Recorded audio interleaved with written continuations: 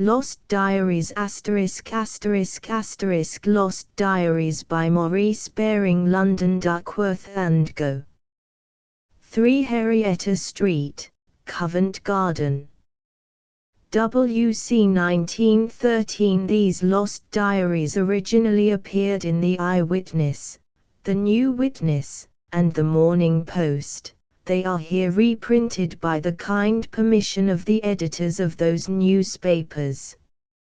MB 2 EM Contents I. From the Diary of Smith Minor 2. From the Diary of Iseult of Brittany 3. From the Diary of King Cophetua 4. From the Diary of Froissart, War Correspondent V. From the Diary of George Washington 6. From the Diary of Marcus Aurelius 7. From the Diary of Mrs. James Lee's husband 8. From the Diary of Sherlock Holmes 9. From the Diary of the Emperor Titus X. From the Diary of Harriet Shelley 11. From the Journal Intime of the Emperor Tiberius 12. From the Diary of Oedipus Rex 13. From the Diary of William the Conqueror 14. From the Diary of Mary, Mrs. John Milton, née Powell 15. From the Diary of Mark Antony 16. From the Diary of Ivan the Terrible 17. From the Private Log of Christopher Columbus 18. From the Diary of the Man in the Iron Mask 19. From the Diary of an English governess residing in Paris during the French Revolution XX. From the Diary of Hamlet, Prince of Denmark, during his stay at England, whither he was sent to study at the University at Oxford. Under the special care of Polonius I. From the Diary of Smith Minor St. James's School, September, 1884. Sunday.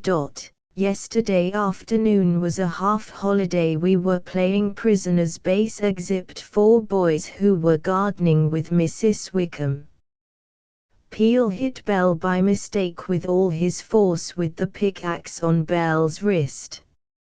Sunday. Last night there was a total eclipse of the moon. We all stayed up to see it. It looked very funny. There was a shadow right over the moon. We began football yesterday. At tea the head asked if anyone had eaten chestnuts in the garden. Sims Major said yes at once. Then the head said he was sure others had too. Then Wilson stood up and after a time 7 chaps stood up. Then the head said it would be the worse for those who didn't stand up as he knew who the culprits were. I hadn't eaten any but Anderson had given me a piece off his knife so I stood up too. The head said we should all have 2 hours extra work. He was very waxy. He said we were unreliable. Sunday. Yesterday we were all photographed. Sims laughed and was sent to bed for misbehavior. Pork's people came down yesterday. We call Pork Hog because he's dirty. He showed them over the school, and turned on the electric light.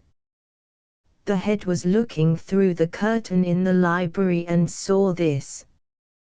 When his people went away Hog was sent for and he is to be swished tomorrow. We told him he would get it hot and he blubbed. Sunday. We went for the choir expedition last Thursday. It was great fun. We went to London by the 8.35 train. We missed the train. So we went by the 8.53. We got to London at 10.15. We then went to the Mint. We first saw the silver melted and made into thick tablets, then we saw it rolled out into thin bits, then cut, stamped and weighed, then we had a very good luncheon and went to the tower.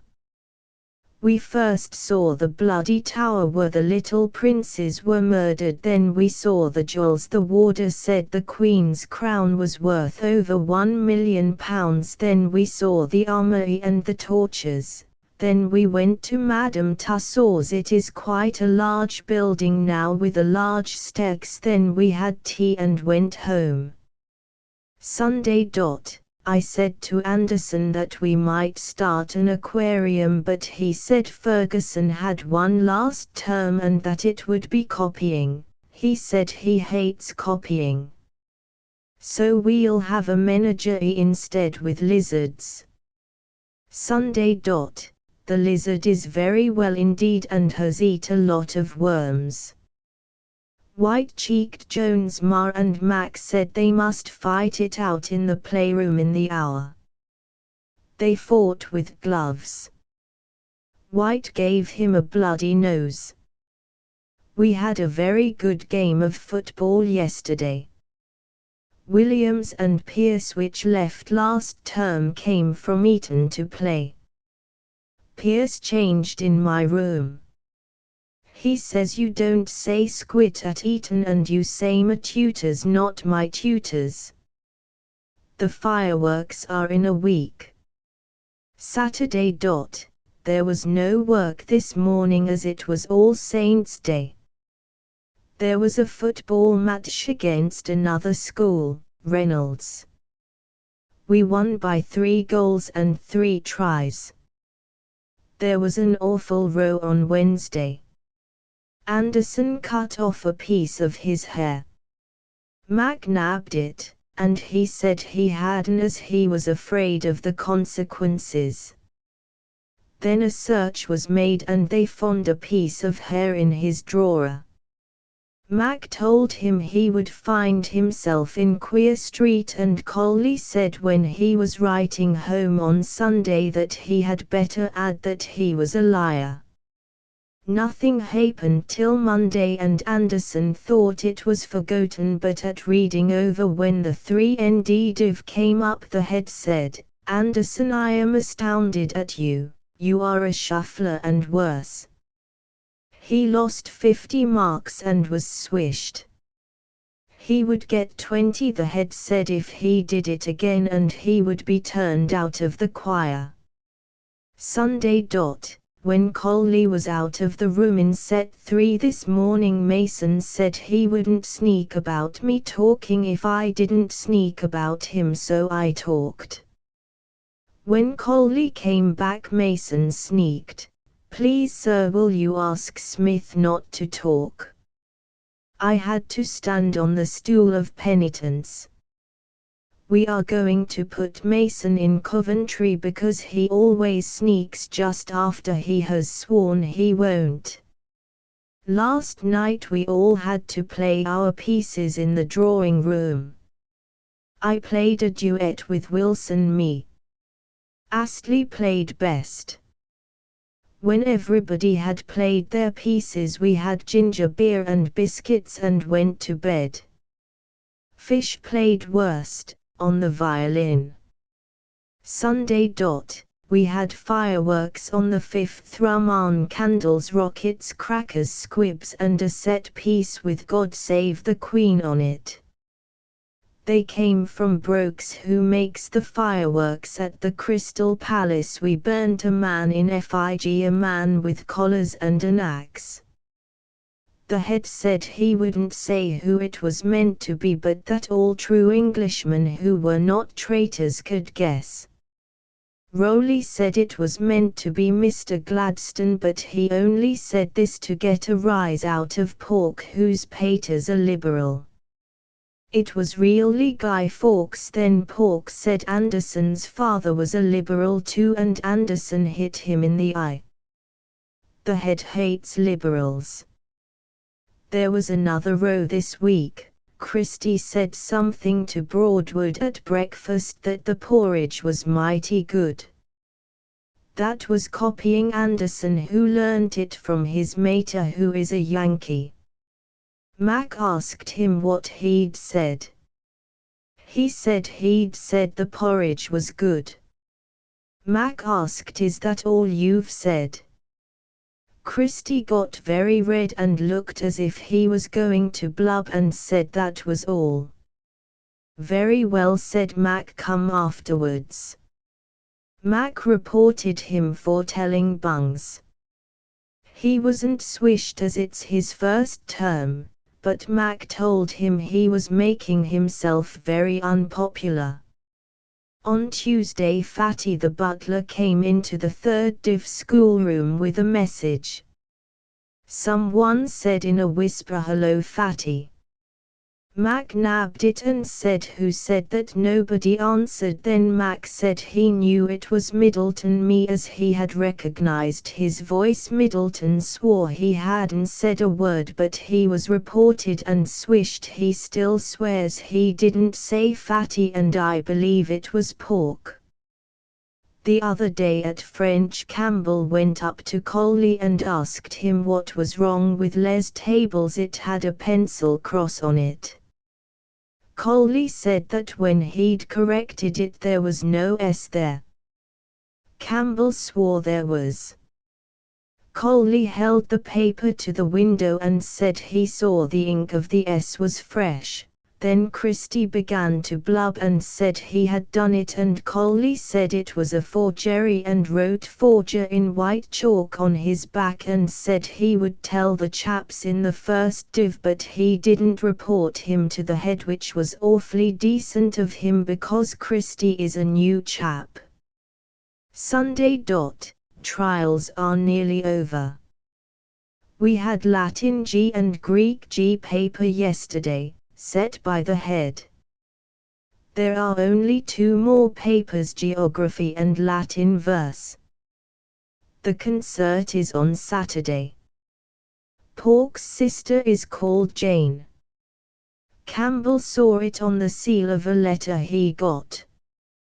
His people were coming for the concert, but he's written to tell them not to, as we told him the head thought liberals worse than thieves. 2 from the Diary of Iseult of Brittany, May 1. Mama sent me up a message early this morning to say that I was to put on my best white gown with my coral necklace, as guests were expected. She didn't say who. Nurse was in a fuss and pulled my hair when she did it, and made my face very sore by scrubbing it with pumice stone. I can't think why, as there was no hurry. I came down punctually at noon. Mama and Papa were sitting in the hall, waiting. Fresh rushes were strewn on the floor. I was told to get out my harp, and to sit with my back to the light. I hadn't practiced for weeks, and I can only play one song properly, the Mallard, a Cornish song. When I told Mama that was the only song I knew, she said I was on no account to mention it, if I was asked to play, but I was only to play Breton songs. I said I didn't know any. She said that didn't matter, but that I could sing anything I knew and call it a Breton song. I said nothing, but I thought, and I still think, this was dishonest. Besides, the only songs that I know are quite new. The stable people whistle them, and they come from Rome. We waited a long time. Papa and Mama were both very fidgety, and Mama kept on pulling me about, and telling me that my hair was badly done and that she could see daylight between the pleats of my frock. I nearly cried, and Papa said, "Leave the dear child alone, she's very good." After we'd been waiting about 20 minutes, the trumpets sounded and Morgan, the seneschal, walked in very slowly, and announced, "Sir Tristram of Lyonesse." Rather an oldish man walked in, with a reddish beard, and many wrinkles. One of his front teeth was broken and the other was black. He was dressed in a coat of mail which was too tight for him. He had nice eyes and seemed rather embarrassed. Mama and Papa made a great fuss about him and brought me forward and said, "This is our daughter Iseult," and Mama whispered to me, "Show your hands." I didn't want to do this, as Nurse had scrubbed them so hard that they were red. Sir Tristram bowed deeply, and seemed more and more embarrassed. After a long pause he said, "It's a very fine day, isn't it?" Before I had time to answer, Mama broke in by saying, "Iseult has been up since 6 with the falconers." This wasn't true and I was surprised that Mama should be so forgetful. I hadn't been out with the hawkers for weeks. Then dinner was served.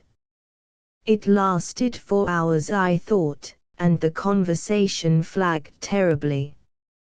Carnival, Sir Tristram's squire, had twice of everything and drank much more cider than was good for him. After dinner, Mama told me to fetch my harp and to sing a Breton song. I was just going to say I didn't know one, when she frowned at me so severely that I didn't dare. So I sang the Provençal orchard song about waking up too early that Cradock the groom taught me.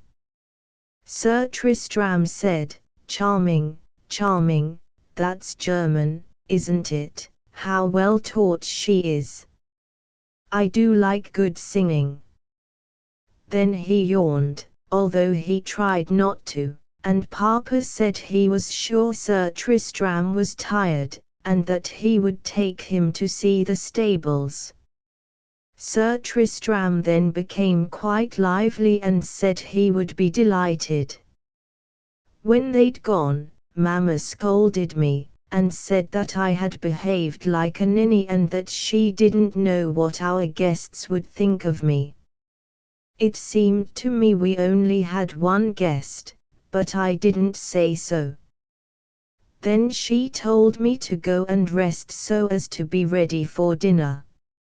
I forgot to say that just as Sir Tristram was going out of the room he said to Papa, "Your daughter's name is, and Papa said, "Yes, Iseult, after her aunt." And Sir Tristram said, "Oh, what a pretty name. May 6. They've been here a week now and I haven't seen much of them, because Sir Tristram has been riding with Papa nearly all day, and every day. But every day after dinner Mama makes me sing the Provençal song, and every time I sing it, Sir Tristram says, 'Charming, charming, that's German, isn't it?' Although I've already told him twice now that it isn't. I like Sir Tristram, only he's very silent, and after dinner he becomes sleepy directly, just like Papa. May 7. I've had a most exciting day. Papa and Mama sent for me and when I came into the room they were both very solemn and said they had something particular to say to me. Then Mama cried and Papa tried to soothe her and said, it's all right," and then he blurted out that I was to marry Sir Tristram next Wednesday. I cried, and Papa cried, and Mama cried, and then they said I was a lucky girl, and Mama said that I must see about my clothes at once. May 8. Nurse is in a fearful temper. She says we shall never be ready by Wednesday and that it's more than flesh and blood can stand to worrit folks like this. But Mama is in the best of tempers. Sir Tristram has gone away, to stay with some friends. he is coming back on Tuesday night. My wedding gown is to be made of silver with daisies worked on it. The weavers are working day and night, but most of the stuff is old. It belonged to Mama. I do think they might have given me a new gown. Blanche had a new one when she was married. May 12. The wedding went off very well. I had 4 maidens and 4 pages. After Mass, we had a long feast. Papa made a speech and broke down, and Tristram made a speech and got into a muddle about my name, and everybody was silent. Then he said I had beautiful hands and everybody cheered. After supper we were looking out on the sea, and just as Tristram was becoming talkative I noticed that he wore another ring besides his wedding ring, a green one, made of jasper. I said, "What a pretty ring! Who gave it you?" He said, "Oh, a friend," and changed the subject. Then he said he was very tired and went away. May 13. It's the 13th and that's an unlucky number. Nurse said that no child of hers should marry in May, so I suppose that's what brought it about. In any case Tristram, who has been very gloomy ever since he's been here, has got to go and fight in a tournament.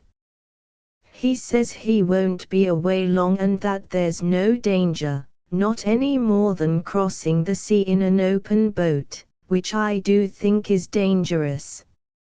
He starts tomorrow at dawn. May 14. Nothing particular. May 15. No news. May 16. Carnival arrived this evening. He says that Tristram was slightly wounded, but would be all right in a day or 2. I am very anxious. May 17. Tristram was brought back on a litter in the middle of the night. He has been wounded in the arm. The doctors here say he was bandaged wrong by the local doctor. They say he is suffering from slight local pain. Carnival says the horrid henchman hit his arm as hard as he could with a broadsword. Papa and Mama arrive tomorrow with the doctor. Tristram insists on sleeping out of doors on the beach. The doctor says this is a patient swim and must be humoured. I'm sure it's bad for him, as the nights are very cold. July 1. I've been too busy to write my diary for weeks. Tristram is still just the same. The doctors say there is no fear of immediate change. August 10. Mama says the Queen of Cornwall, whose name is Iseult the same as mine, is coming for a few days, with her husband and some friends. I do think it's very inconsiderate, considering how full the house is already, and what with Tristram being so ill, and insisting on sleeping on the beach, it makes it very difficult for everyone. September 1. Papa went out to shoot birds with his new crossbow, but he came back in a bad temper as he'd only shot one, and a hen. Tristram is no better. He keeps on talking about a ship with a black sail. September 19. Today I was on the beach with Tristram and he asked me if I saw a ship. I said I did. He asked me if the sail was black, and as the doctor had told me to humor him, I said it was. Upon which he got much worse, and I had to call the doctors. They said he was suffering from hypertrophy of the sensory nerves. September 20. Tristram unconscious. The Queen of Cornwall just arrived. Too busy to write. 3 from the Diary of King Cophetua Castle, May 3. We had to be married in May, after all. It was a choice between that and being married on a Friday, and Jane would not hear of that, so I gave in. Poor dear Mamma relented at the end and came to the wedding. On the whole she behaved with great restraint. She could not help saying just a word about rash promises. Jane looked exceedingly beautiful. I felt very proud of her. I regret nothing. We start for Italy tomorrow. We are to visit Milan, Florence and Rome. Jane is looking forward to the change. Dijon, May 6. We decided to break the journey here, but we shall probably start again tomorrow, as Jane is extremely dissatisfied with the inn, the Lion d'Or. I, of course, chose the best. But she says she found a spider in her bedroom. She complained that the silver plates on which dinner was served were not properly cleaned, that the veal was tough, and that we had been given graves under the guise of Barsic. All these things seem to me exceedingly trivial, but Jane is particular. In a way it is a good thing, but considering her early upbringing and her former circumstances, I confess I am astonished. Lyons, May 12. I shall be glad when we get to Italy. Jane becomes more and more fastidious about inns. She walked out of forerunning, here. I was imprudent enough to say that Mamma had a vassal who was a distant connection of the Sire Jehan de Blois, and Jane insisted on my paying him a visit and asking him to lodge us, telling him who we are, as we are travelling incognito as the Baron and Baroness of Wessex. This put me in a very awkward position, as I don't know him. I did it, however, and Jane came with me. I have seldom felt so awkward, but really he could not have made things easier. He was tact itself, and while respecting our incognito, he treated us with the utmost consideration. He was most kind. Jane made me a little uncomfortable by praising a fine crystal goblet encrusted with emeralds. Sire Jehan was of course obliged to offer it her, and, to my vexation, she accepted it. Avignon, May 20. Jane finds our incognito more and more irksome. I was looking forward to a real quiet holiday, where we could get away from all fuss and worry, and all the impediments of rank and riches. I wanted to pretend we were poor for a while. To send on the litters with the oxen, the horses, and the baggage, and to ride on mules, as soon as we had reached the south, but Jane would not hear of this. She said she had had enough of poverty without playing at it now. This is of course quite true, but I wish she wouldn't say such things before people. It makes one so uncomfortable. Here she has insisted on our staying with the Pope, which may put me in a very awkward position with regard to several of our allies in Italy. He has been, however, most gracious. Jane is very impulsive at times. She insisted on our making an expedition to the bridge here, by moonlight, and dancing on it. She kicked off her shoes and danced barefooted. I asked her not to do this, whereupon she said, "If the courtiers hadn't praised my ankles you would never have married me, and what's the use of having pretty ankles, if nobody can see them?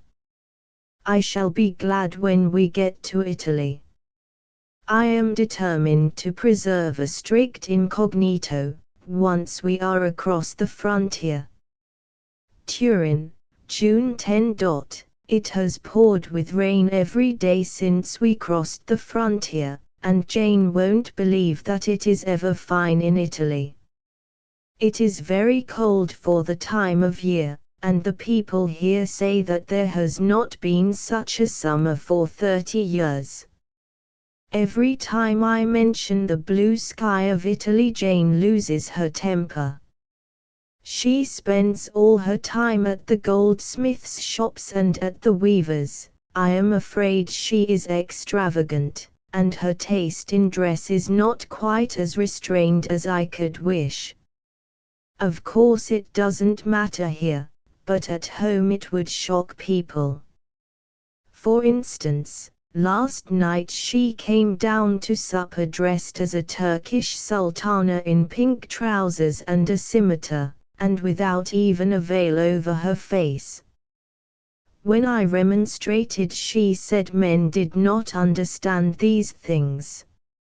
Milan, June 15. It is still raining. Jane refused to look at the cathedral and spends her whole time at the merchants' booths as usual.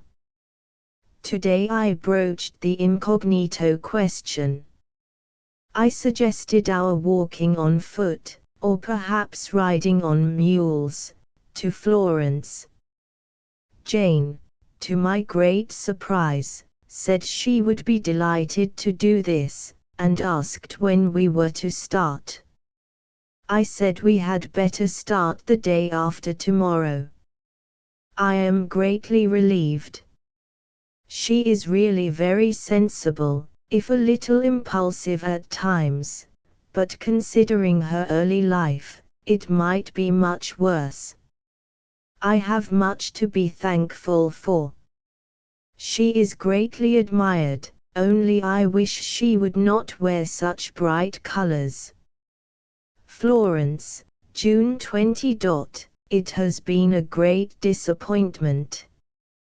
Just as we were making preparations to start entirely incognito, Jane had even begged that we should walk on foot the whole way and take no clothes with us. A messenger arrived from the Florentine embassy here, saying that the Duke of Florence had heard of our intended visit and had put a cavalcade of 6 carriages, 50 mules, 7 litters, and 100 men-at-arms at our disposal. How he could have heard of our intention I don't know. Jane was bitterly disappointed. She cried, and said she had been looking forward to this walking tour more than to anything else.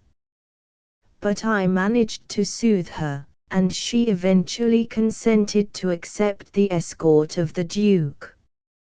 It would have been impossible to refuse. As it was, we were very comfortable.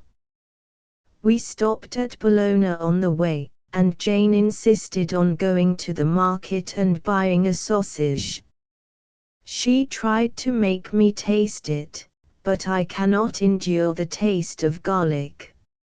At Florence we were magnificently received, and taken at once to the palace, where the rooms are very spacious.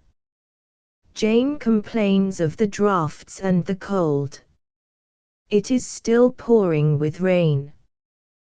There is a very fine collection of Greek statues to be seen here, but Jane takes no interest in these things.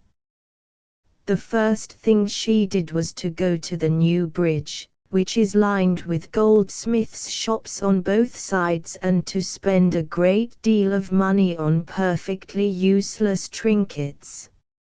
She says she must have some things to bring back to my sisters. This was thoughtful of her. The Duke is going to give a great banquet in our honor on Tuesday next. June 23. The feast is tonight. The gardens have been hung with lanterns, a banquet has been prepared on a gigantic scale. 500 guests have been bidden. Jane was greatly looking forward to it, and lo and behold, by the most evil mischance a terrible vexation has befallen us. A courier arrived this morning, bearing letters for me, and among them was one announcing the death of the Duke of Burgundy, who is my uncle by marriage. I told Jane that of course we could not possibly be present at the banquet. Jane said that I knew best, but that the Duke would be mortally offended by our absence, since he had arranged the banquet entirely for us and spent a sum of 10,000 ducats on it. It would be, she pointed out, and I am obliged to admit she is right, most impolitic to annoy the Duke. After an hour's reflection I hit on what seemed to me an excellent solution, that we should be present, but dressed in mourning. Jane said this was impossible as she had no black clothes. Then she suggested that I should keep back the news until tomorrow, and if the news were received in other quarters, deny its authenticity, and say we had a later bulletin. This on the whole seemed to be the wisest course.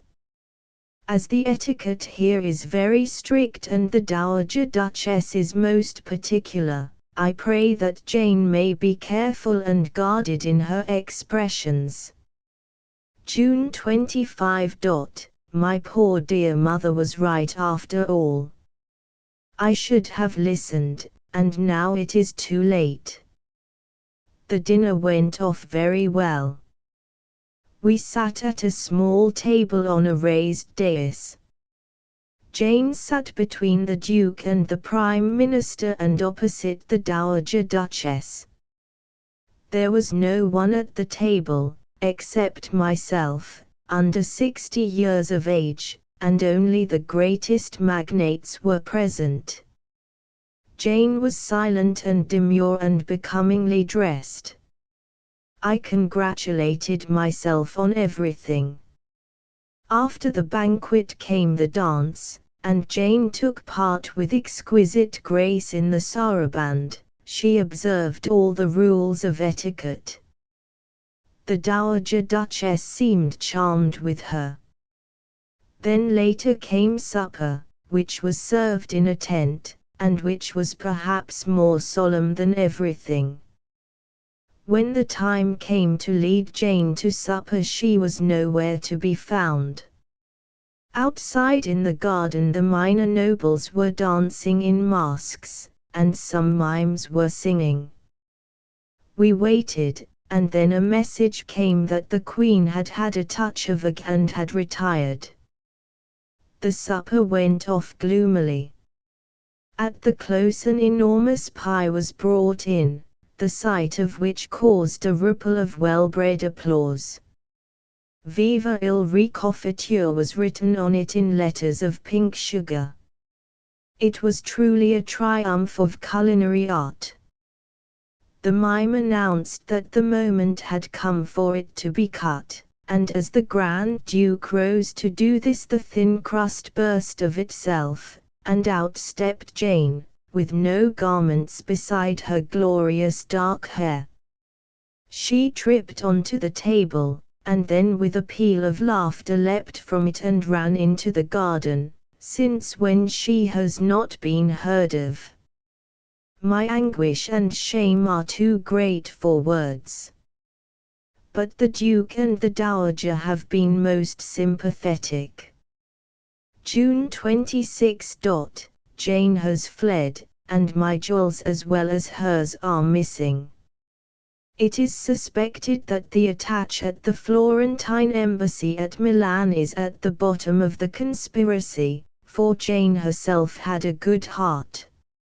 4 From the Diary of Froissart, War Correspondent Paris, the Feast of the Epiphany. The astrologers say there will be plentiful trouble in Normandy, in the spring. June 10. To dinner with the Cardinal of Pyrgot to meet the gentle King of Bohème and the Lord Charles, his son. The Cardinal said neither the King of England nor the French King desire war, but the honor of them and of their people saved, they would gladly fall to any reasonable way. But the King of Bohème shook his head and said, I am a pessimist, which is Almain for a man who beholds the future with no glad-eye. June 20. The great merchant of Araby, Montefiore, says there will be no war. He has received word from the City of London, and his friends, great merchants all, and notably, Salmon and Gluckstein, said likewise that there will be no war. June 30. The couriers have brought word home. The King of England was on the sea with a great army, and is now landing in Normandy. Have received fair offers for chronicles of the war from London, Paris, and Rome. They offer 3,000 crowns monthly, paying courteously for all my expenses. Have said I will gladly fall to their wish. July 1. Trussed bag and baggage in greatest and departed toward Normandy, the seat of war. July 2. Ride but small journeys, and do purpose, being no great horseman, every time I have to ride a horse, to add 3 crowns to the expenses which my patrons courteously pay. Take lodgings every day between no 1 and 3 of the clock. Find the contrary fruitful and reasonably sufficient of wine. July 3. Caen. A great and rich town with many burgesses, crafty men. They sold wine so dear that there were no buyers save myself, who bought sufficient and added to the list which my patrons courteously pay. July 4. Amiens. Left Caen, and the Englishmen have taken the town and clean robbed it. Right pensive as to putting my life in adventure. Sir Godmar Fay is to keep note of the chroniclers, and he has ordained them to bring him their chronicles. He has courteously made these rules for the chroniclers. Chroniclers may only chronicle the truth. Chroniclers may not chronicle the names of places, bridges, rivers, castles where battles happen, nor the names of any lords, knights, marshals, earls, or others who take part in the battle, nor the names of any weapons or artillery used, nor the names or numbers of any prisoners taken in battle. Thanks to Sir Godmar Fay, the chronicler's task has been made lighter. July 6. Calais. The chroniclers have been ordained by Sir Godmar Fay to go to Calais. There are 9 chroniclers. One is an Alemain, who is learned in the art of war, one is a Genoese, and one an Englishman, the rest are French. The city of Calais is full of drapery and other merchandise, noble ladies and damosels. The chroniclers have good will to stay in the city. July 7. Sir Godmar Fay has ordained all the chroniclers to leave the city of Calais and to ride to a little town called Nully, where there are no merchantis, and no damosels, nor sufficient of wine. The chroniclers are not so merry as in the city of Calais. July 9. Played chess with the Genoese and was checkmate with a bishop. August 6. The chroniclers are all pensive. They are lodged in the Feldes. There has fallen a great rain that pours down on our tents. There is no wine nor pasties, nor sufficient of flesh, no books for to read, nor any company. Last night I wrote a ballad on war, which ends, but Johnny Froissart wisheth he were dead. It is too indiscreet to publish. I wish I were at Calais. I wish I were at Paris. I wish I were anywhere but at Nully. August 23. At the King's commandment the chroniclers are to go to the front. The 25th of August, Friday. The King of England and the French King have ordained all the business of a bataille. I shall watch it and chronicle it from a hill, which shall not be too far away to see and not too near to adventure my life. August 26. I rode to a windmill but mistook the way, as a great rain fell. Then the air waxed clear and I saw a great many English hills and French knights, riding in contrary directions, in east. Then many Genoese went by, and the Englishmen began to shoot fiercely with their crossbows and their arrows fell so hotly that I rode to a little hut, and finding shelter there I waited till the snow of arrows should have passed. Then I climbed to the top of the hill but I could see little but diverse men riding here and there. When I went out again, about evensong, I could see no one about. Diverse knights and squires rode by looking for their maisters, and then it was said the King had fought a bataille, and had rode to the Castle of Broye, and thence to Amiens. August 30. The chroniclers have been ordained to go to Calais, whereat they are well pleased save for a fear of a siege.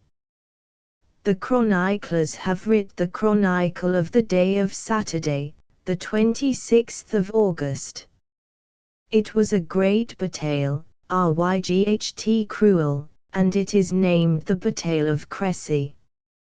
Some of the chroniclers say the Englishmen discomfited the French, others that the king discomfited the English, but the Englishmen repute themselves to have the victory.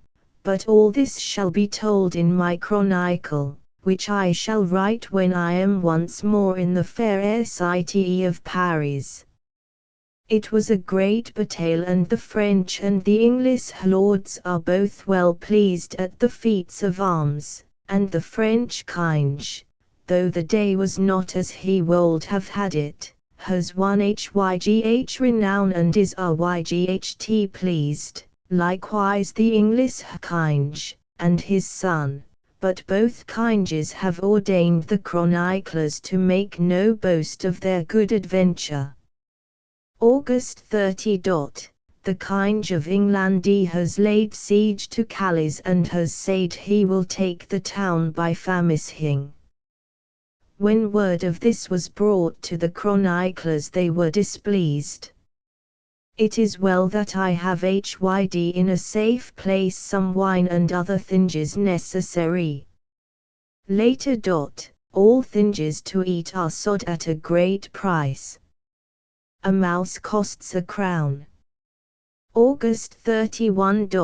All the poor and mean people were constrained by the capture of Calais to issue out of the town, men, women, and children, and to pass through the English host, and with them the poor chroniclers. And the Kinge of England gave them and the chroniclers meat and drink to dinner, and every person to stealing in arms.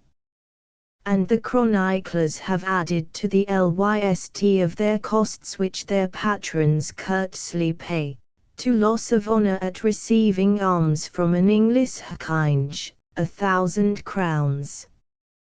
V. From the Diary of George Washington, written when a schoolboy, Bridges Creek, 1744, September 20.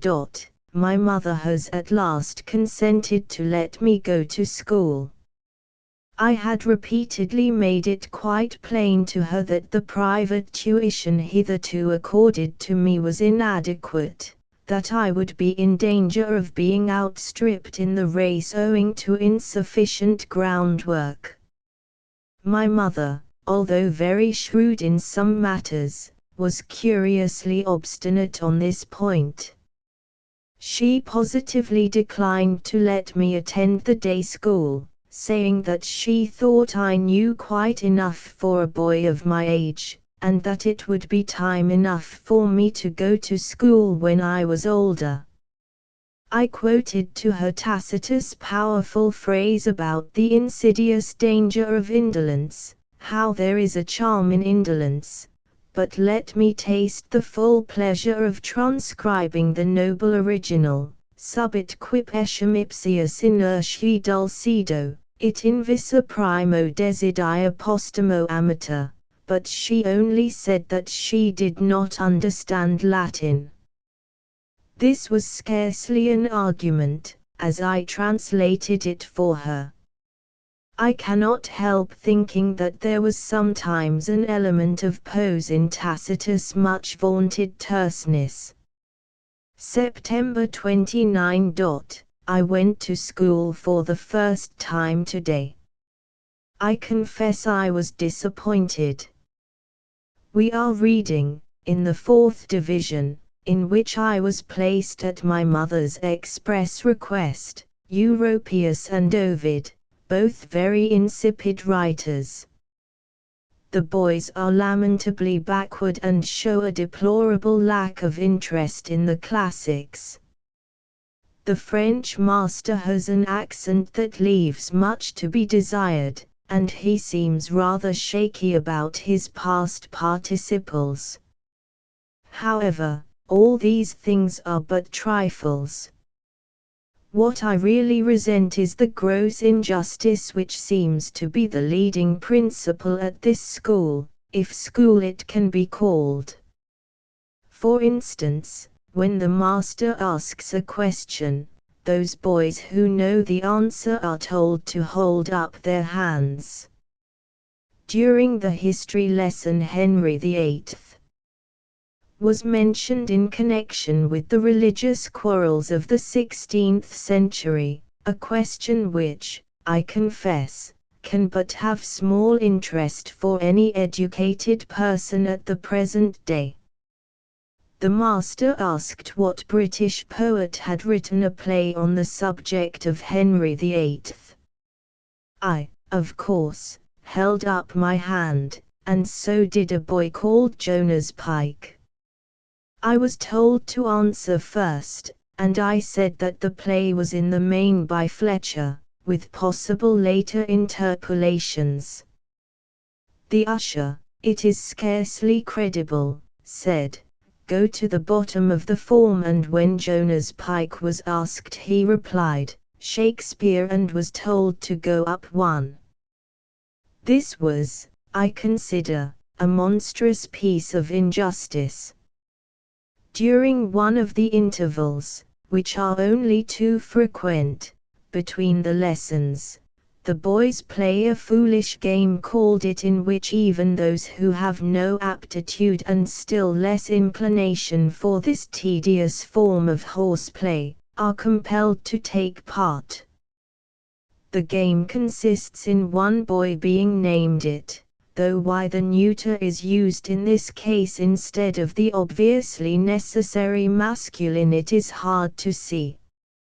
He has to endeavor to touch one of the other boys, who in their turn do their best to evade him by running, and should he succeed in touching one of them, the boy who is touched becomes it ipso facto. It is all very tedious and silly. I was touched almost immediately, and when I said that I would willingly transfer the privilege of being touched to one of the other boys who were obviously eager to obtain it, one of the bigger boys, again Jonas Pike, gave me a sharp kick on the shin. I confess I was ruffled. I was perhaps to blame in what followed. I am, perhaps, inclined to forget at times that Providence has made me physically strong. I retaliated with more insistence than I intended, and in the undignified scuffle which ensued Jonas Pike twisted his ankle. He had to be supported home. When questioned as to the cause of the accident, I regret to say he told a deliberate falsehood. He said he had slipped on the ladder in the gymnasium.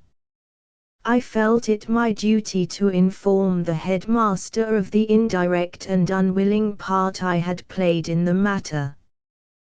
The headmaster, who is positively unable to perceive the importance of plain speaking, said, "I suppose you mean you did it?"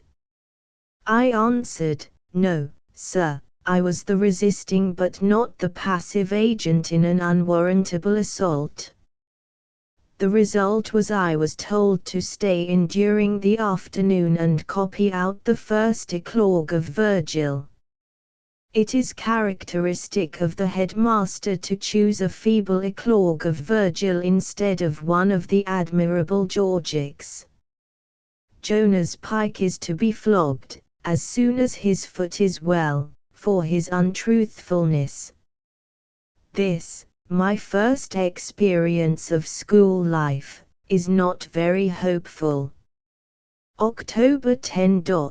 The routine of the life here seems to me more and more meaningless.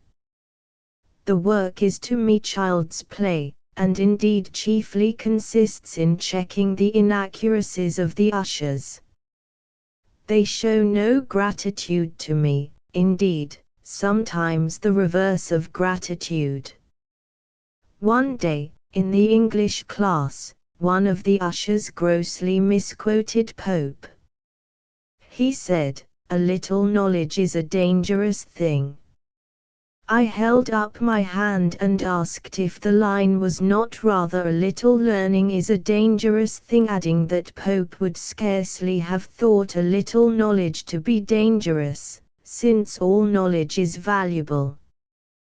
The usher tried to evade the point by a joke, which betrayed gross theological ignorance.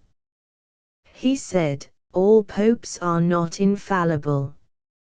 One of the boys brought into school a foolish toy, a gutta-percha snake that contracts under pressure and expands when released, with a whistling screech.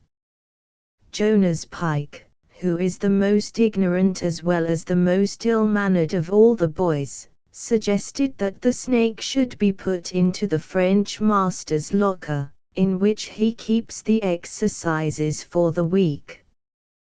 The key of the locker is left in charge of the top boy of the class, who, I say it in all modesty, is myself. Presently another boy, Hudson by name, asked me for the key. I gave it to him, and he handed it to Pike, who inserted the snake in the locker. When the French master opened the locker, the snake flew in his face. He asked me if I had had any hand in the matter. I answered that I had not touched the snake. He asked me if I had opened the locker. I, of course, said no. Questioned further as to how the snake could have got there, I admitted having lent the key to Hudson, ignorant of any ulterior purpose. In spite of this I was obliged, in company with Pike and Hudson, to copy out some entirely old-fashioned and meaningless exercises in syntax. October 13. A pretty little episode happened at home today. The gardener's boy asked me if he might try his new axe on the old cherry tree, which I have often vainly urged Mother to cut down. I said, by all means. It appears that he misunderstood me and cut down the tree. My mother was about to send him away, but I went straight to her and said I would take the entire responsibility for the loss of the tree on myself, as I had always openly advocated its removal and that the gardener's boy was well aware of my views on the subject. My mother was so much touched at my straightforwardness that she gave me some candy, a refreshment to which I am still partial.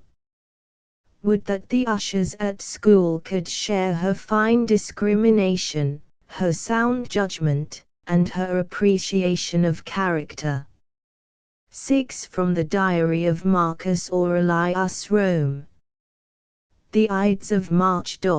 It is curious that Julius Caesar should have considered this date to be unlucky. It was on that, for him auspicious, date that he was forever prevented from committing the egregious folly of accepting the crown of Rome. A king of Rome is an unthinkable thing. An emperor of the Roman Empire is, of course, a very different matter. April 1. Faustina, in accordance with some ridiculous tradition, committed a grossly undignified act.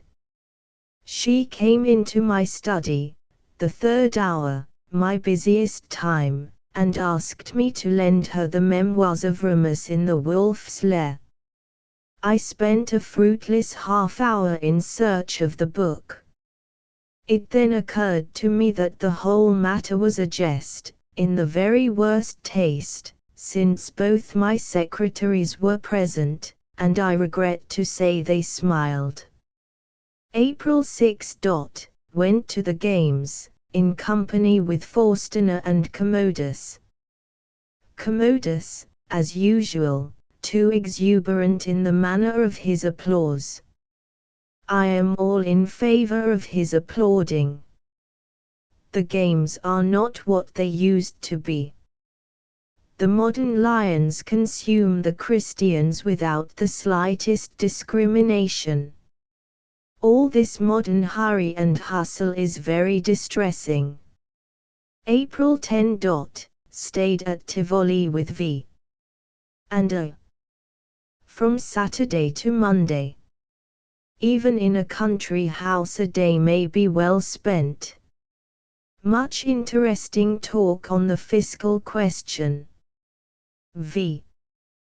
deprecates tariff reform in all its shapes. A. while remaining, as he ever was, a staunch free trader, considers that in some cases, and given certain conditions, retaliation is admissible, possibly in the matter of the fringes of litters and the axles of chariot wheels, objects which exclusively concern the very rich. April 20. An exhilarating day. Walked to the Tiber and back. Read the preface of the new Persian grammar. Faustina interrupted me 3 times over purely trivial matters of domestic detail. April 20. Commodus is impossible. He grows more and more extravagant every day. He persists in spending his pocket money in buying absurd pets, and the gods know that Faustina has enough pets in the house already. But I am thankful to say I have drawn the line at badgers. I put my foot down. I was dignified, but firm.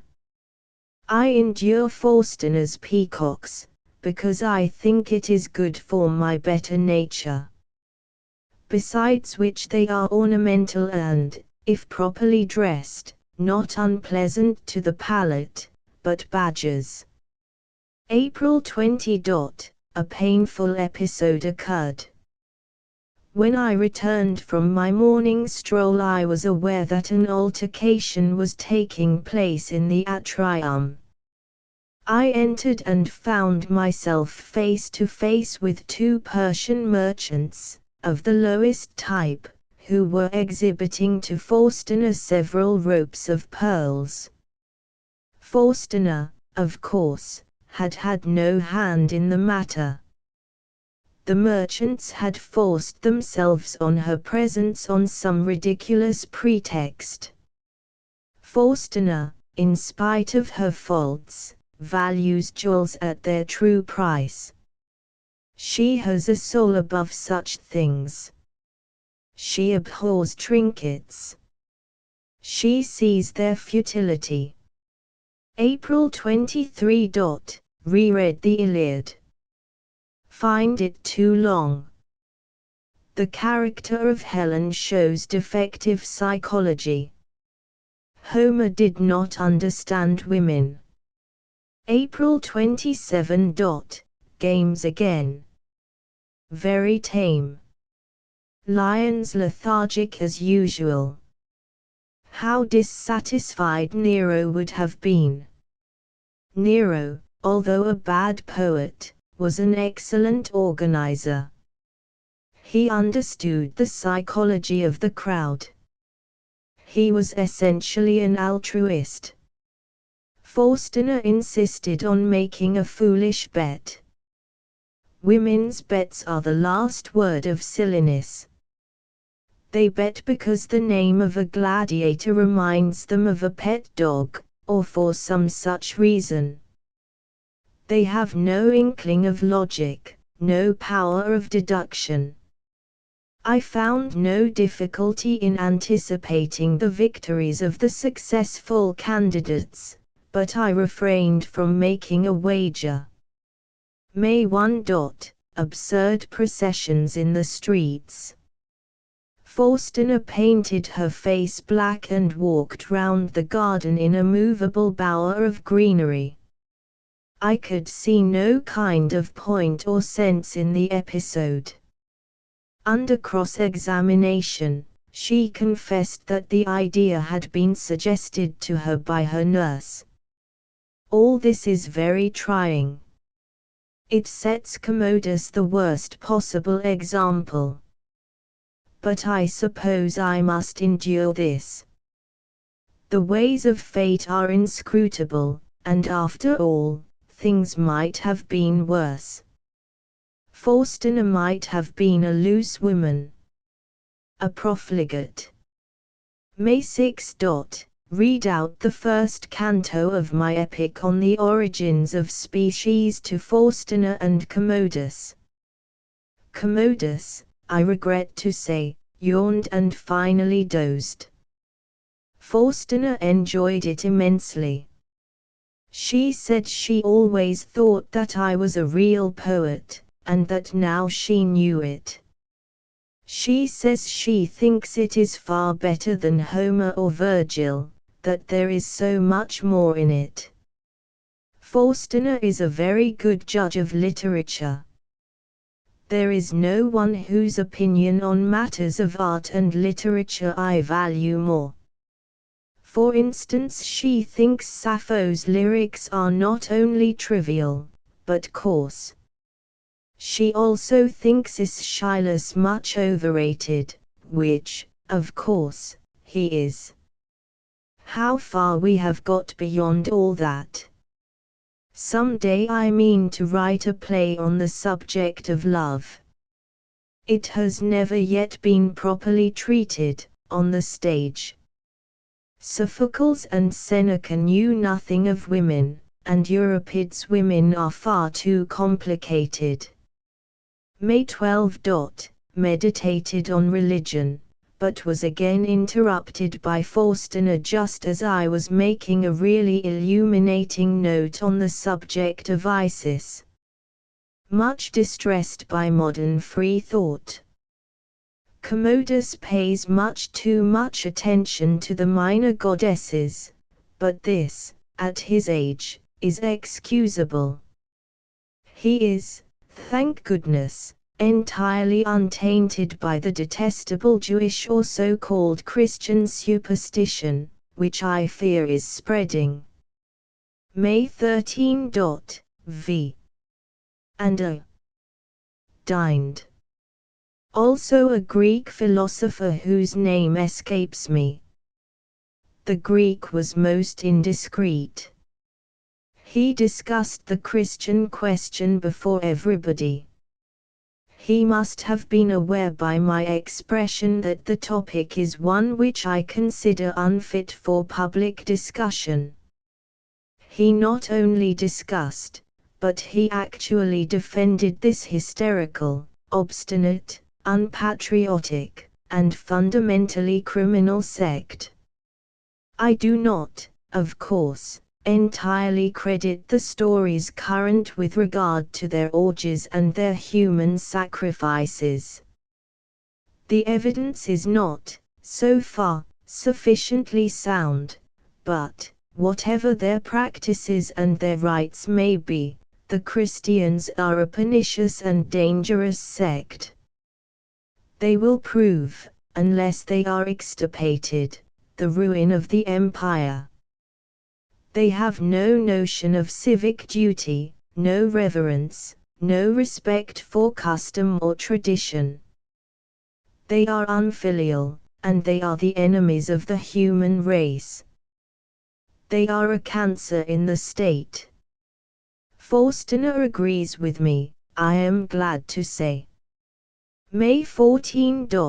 Commodus is suspected of having made friends with a Christian slave. The rumor is no doubt a calumny.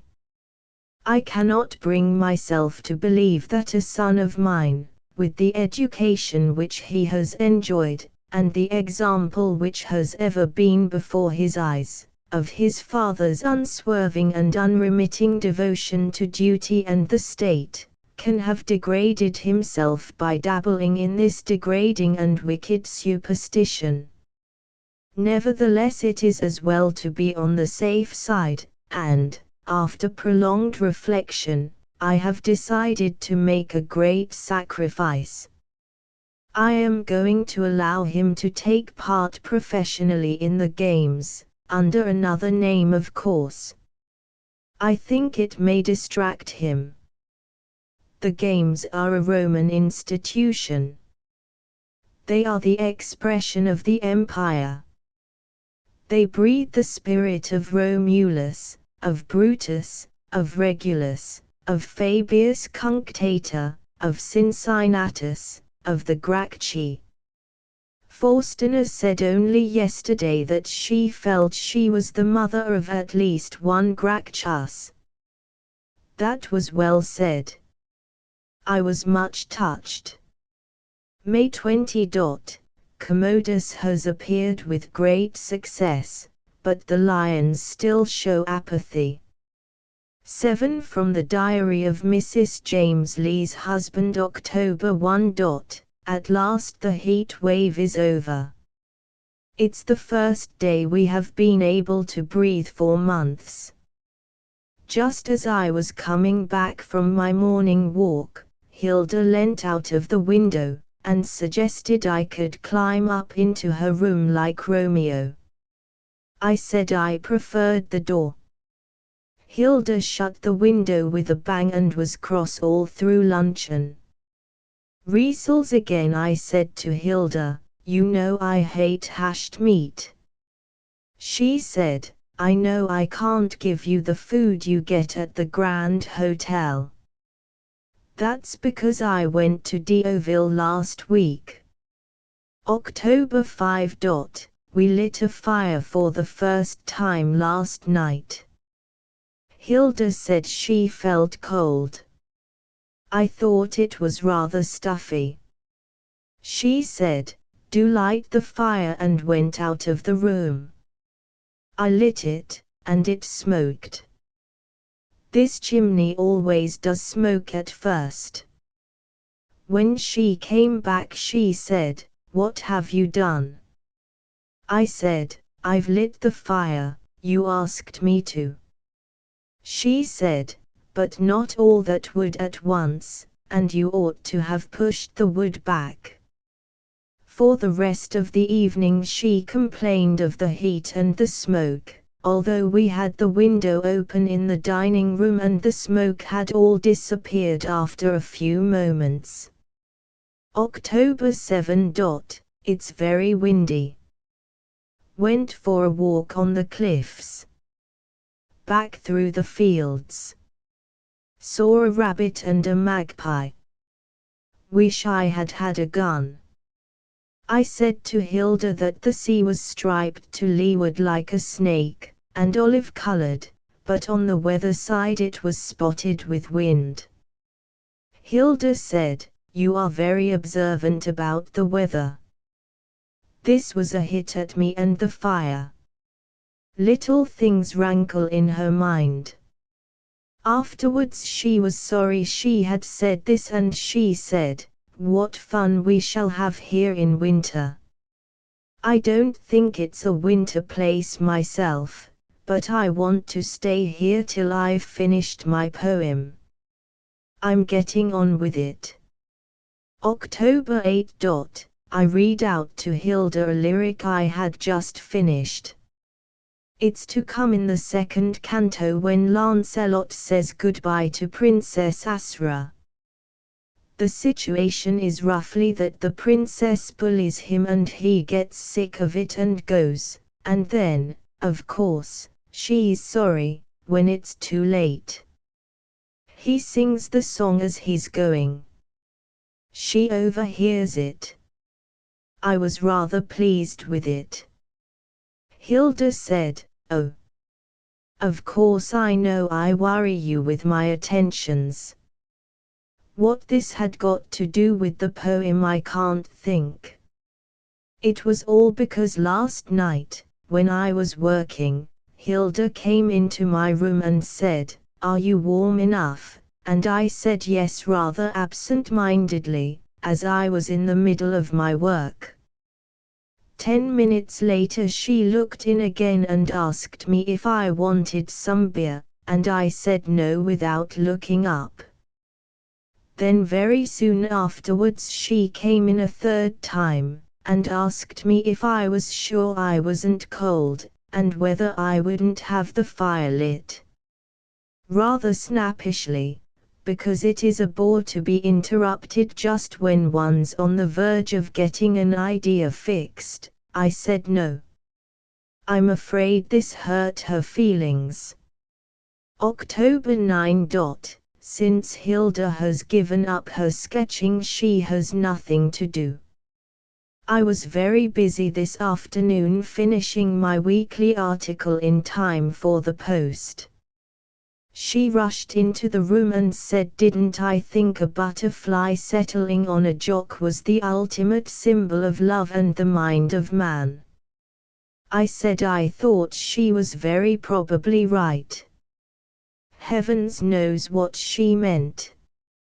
Women's minds move by jerks, one never knows what they'll say next. They're so irrelevant. October 10. It's blowing a gale. Stuck in the poem. Hilda says it's cynical. I don't know what she means. She says she didn't know I was so bitter. I said, it's only a kind of fairy tale. She said, yes, but that makes it worse. But it's only an ordinary love story, I said. She said, of course I know nothing can go on being the same. It can no doubt be better, but not the same as it was before. But Princess Asra is only an incident in my poem, I said. Hilda said nothing, but after a time she asked me whether I thought that was the meaning of the moan of the wind. I have no idea what she meant by that. She is very cryptic sometimes. October 11. Lovely day. The sun came out and I suggested that I should take a holiday, and that we should go and have a picnic on the rocks. I was afraid Hilda might have something against the plan, one never knows. But she didn't. On the contrary, she seemed delighted. She made a hamper and I carried it down to the rocks. We caught shrimps and threw stones into the sea just like children. I think Hilda enjoyed herself. On the way home, I asked her why she didn't go on with her drawing. I really think it's a great pity she has given it up. She has real talent. She said, "I will if you wish it." I said, "Of course I don't want you to do it, if you don't like, but I do think it's a pity to waste such a very real talent." She said, "I quite understand," and sighed. I wonder what she was thinking of. Hilda is absurdly modest. She draws extremely well, especially figures. October 12. Hilda has begun drawing again. I am delighted. She began copying the cast of a hand, but I suggested to her that it would be far more interesting for her to draw a real hand from nature. So she got a little girl from the village to sit for her. I am delighted. It gives her an occupation, and I really am very busy just now. After all, we came here so as not to be disturbed, to be away from people and interruptions, and I find that in the last 2 months I have got through less work than I did in London in June. I must make up for lost time. I can't get on with the poem.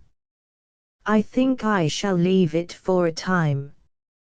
I should immensely like Hilda's opinion on what ought to happen next.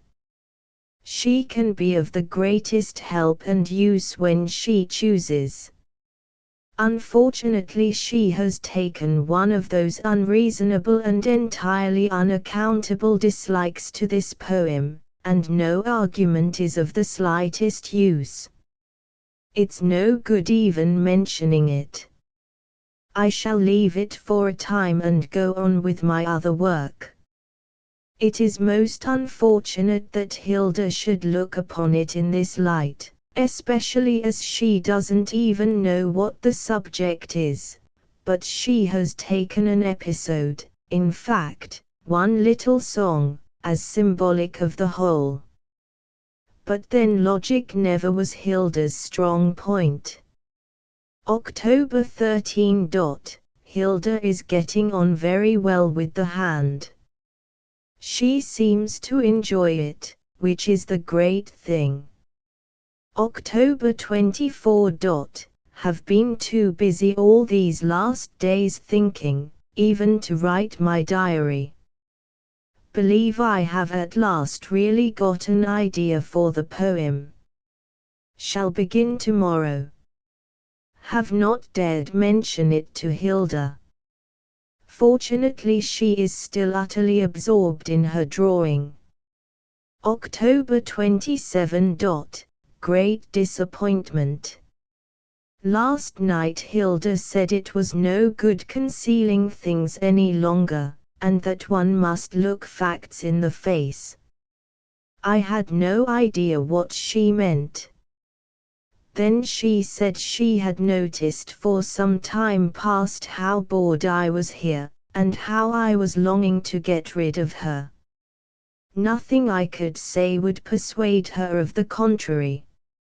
I tried to explain that I had been searching for a new idea and that this had no doubt made me appear more absent-minded than usual.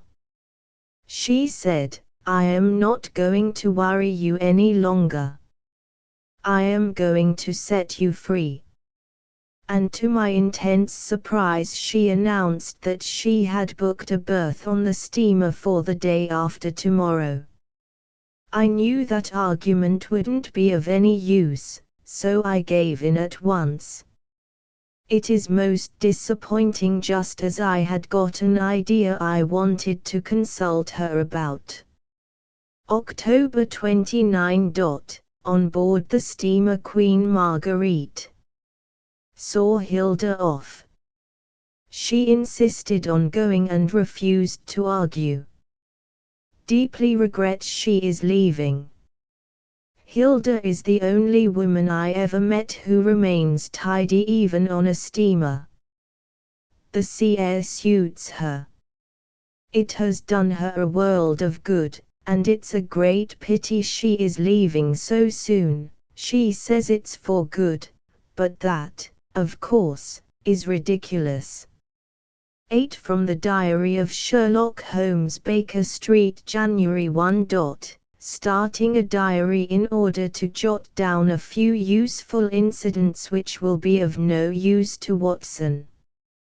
Watson very often fails to see that an unsuccessful case is more interesting from a professional point of view than a successful case.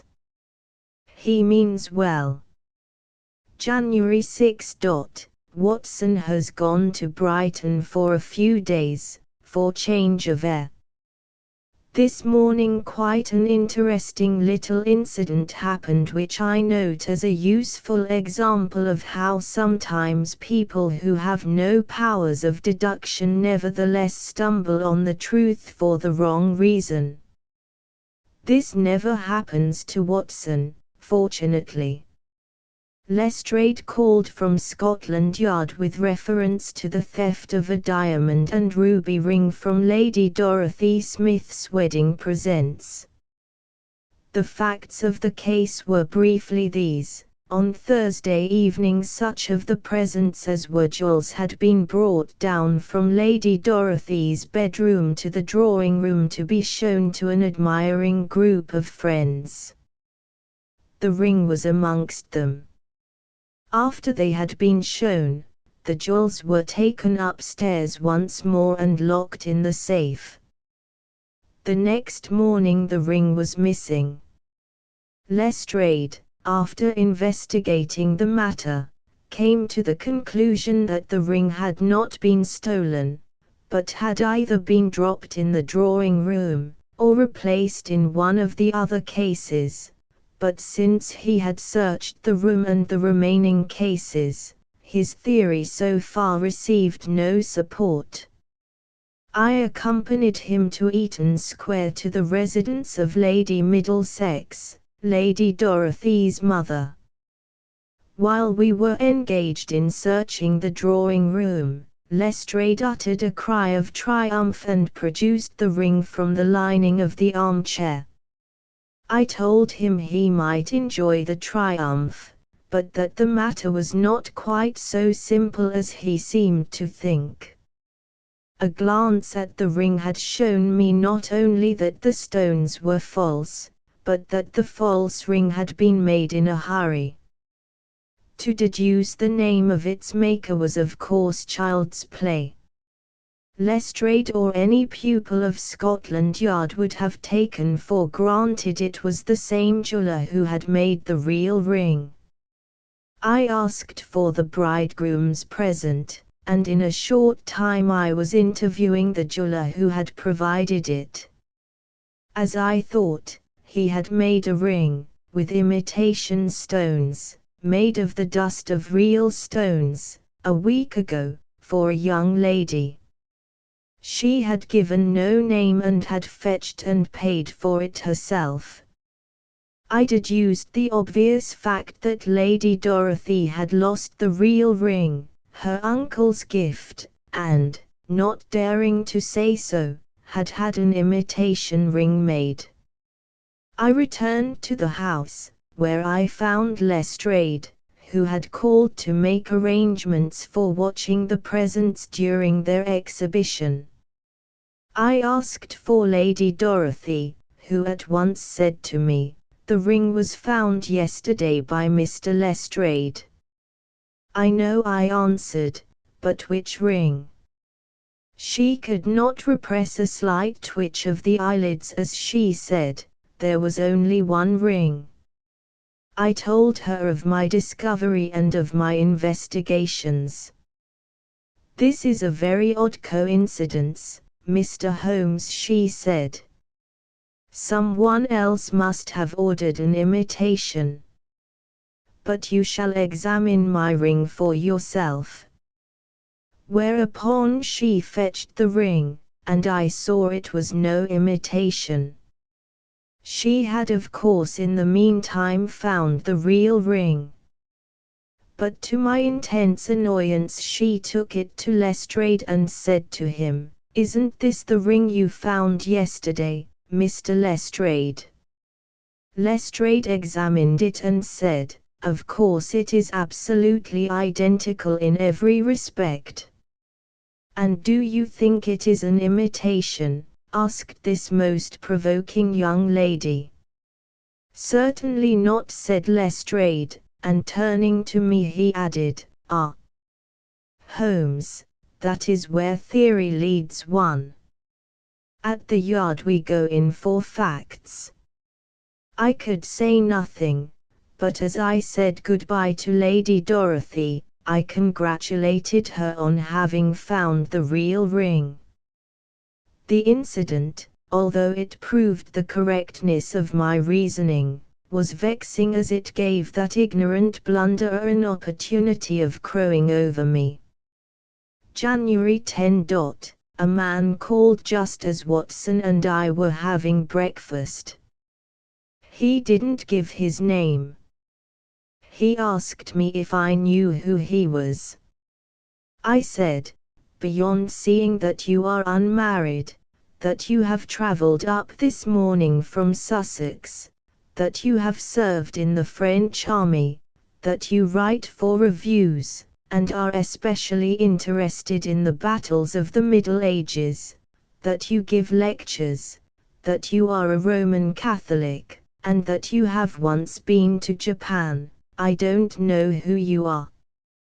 The man replied that he was unmarried, but that he lived in Manchester, that he had never been to Sussex or Japan, that he had never written a line in his life, that he had never served in any army save the English territorial force, that so far from being a Roman Catholic he was a Freemason, and that he was by trade an electrical engineer. I suspected him of lying, and I asked him why his boots were covered with the clay and chalk mixture peculiar to Horsham, why his boots were French army service boots, elastic-sided, and bought probably at Valmy, why the second half of a return ticket from Southwater was emerging from his ticket pocket, why he wore the medal of St. Anthony on his watch chain, why he smoked Caporal cigarettes, why the proofs of an article on the Battle of Eylau were protruding from his breast pocket, together with a copy of the tablet, why he carried in his hand a parcel which, owing to the untidy way in which it had been made, an untidiness which, in harmony with the rest of his clothes, showed that he could not be married, revealed the fact that it contained photographic magic lantern slides, and why he was tattooed on the left wrist with a Japanese fish. "The reason I have come to consult you will explain some of these things," he answered. "I was staying last night at the Windsor Hotel, and this morning when I woke up I found an entirely different set of clothes from my own.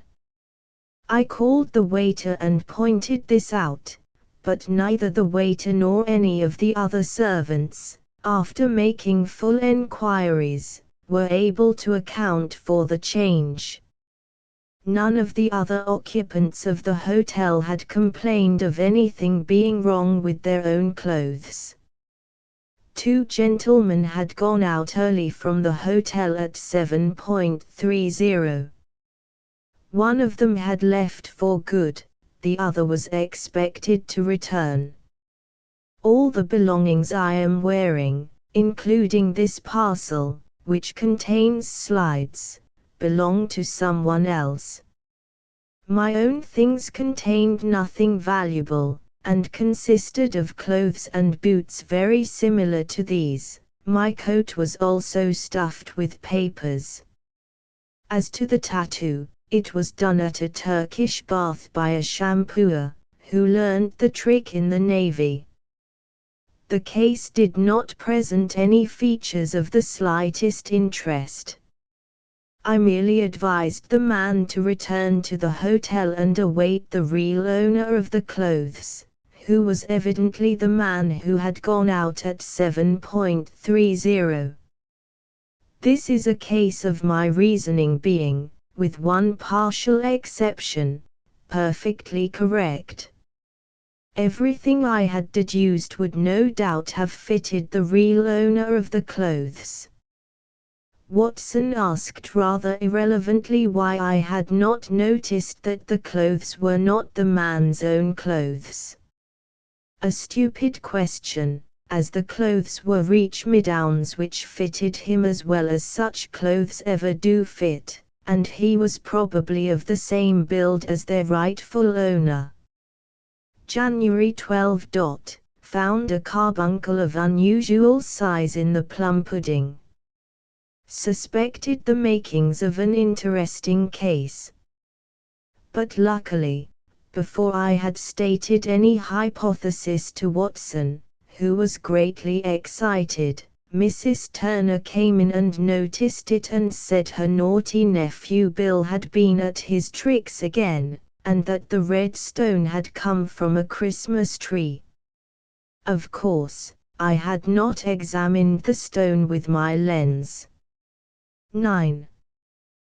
From the Diary of the Emperor Titus Reginum Berenicum, quiescem nuptias policitus verebitur, statim ab urbdi misit invitus invitam.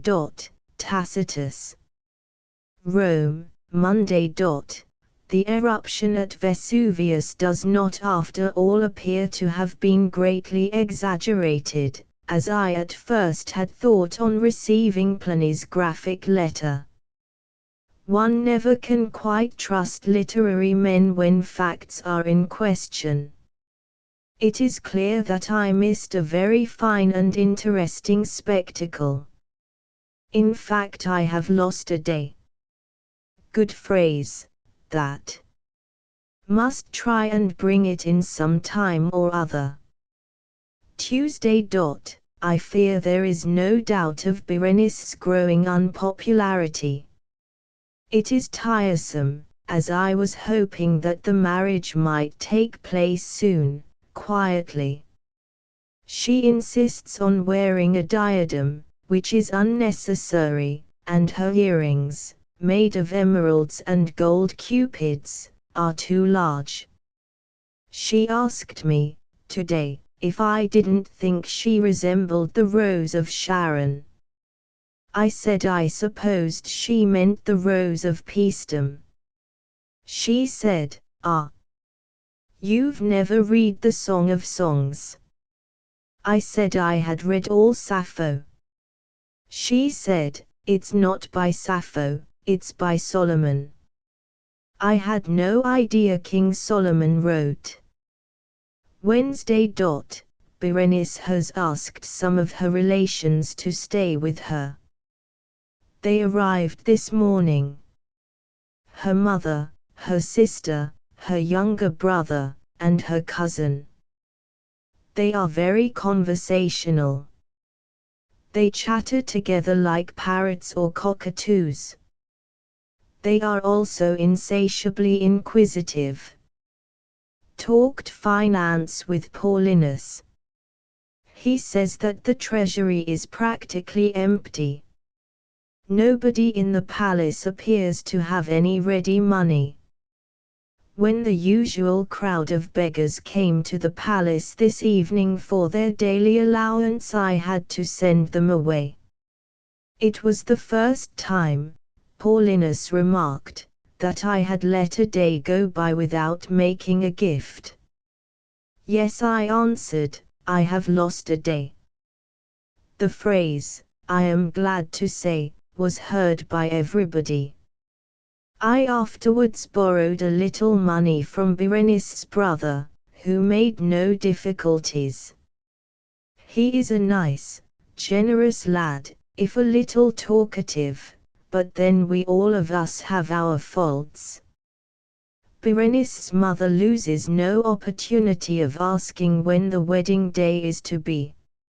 Most awkward. I temporized. Thursday. Berenice's relations have spread the news in the court, by telling it to one of the matrons in strict confidence, that I am about to marry Berenice almost immediately. This is most unfortunate. The news has created a sensation, and they all say that such a match would be more than unpopular amongst the people. Berenice has not mentioned it herself. Lost heavily at dice yesterday. Accepted the offer of Berenice's brother to lend me a lump sum, instead of constantly borrowing small coins. I have no doubt that is the wiser course. Thursday, a week later. The strain on my purse is terrible. Had, of course, to subscribe largely to the Pompey and Herculaneum Fund, also to the Pestilence Relief, also to the Flavian Amphitheatre Fund. Borrowed another lump sum from Berenice's brother.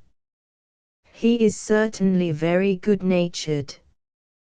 Berenice's mother again referred to the marriage question. I said this was an unlucky month for marriages. Not if you are born in December, she answered. Unfortunately, I was born in December. Friday. Do not know where to turn for money. Do not always want to be borrowing from Berenice's brother. Somehow or other it makes them all so familiar. Given the circumstances, and the extreme unpopularity of their presence here, it is awkward.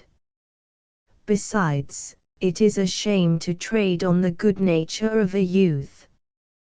Have sold all the decorations of the imperial residence and devoted a portion of the proceeds to the relief fund. Someone spread the rumor among the dear people that I had devoted the whole of the money to the relief fund. I cannot think how these rumors get about. Saturday, a week later. This has been a most expensive fortnight. Have had to do a lot of entertaining, and I regret to say I have been once more obliged to borrow a lump sum from Berenice's brother. How I shall ever be able to pay him back the gods alone know.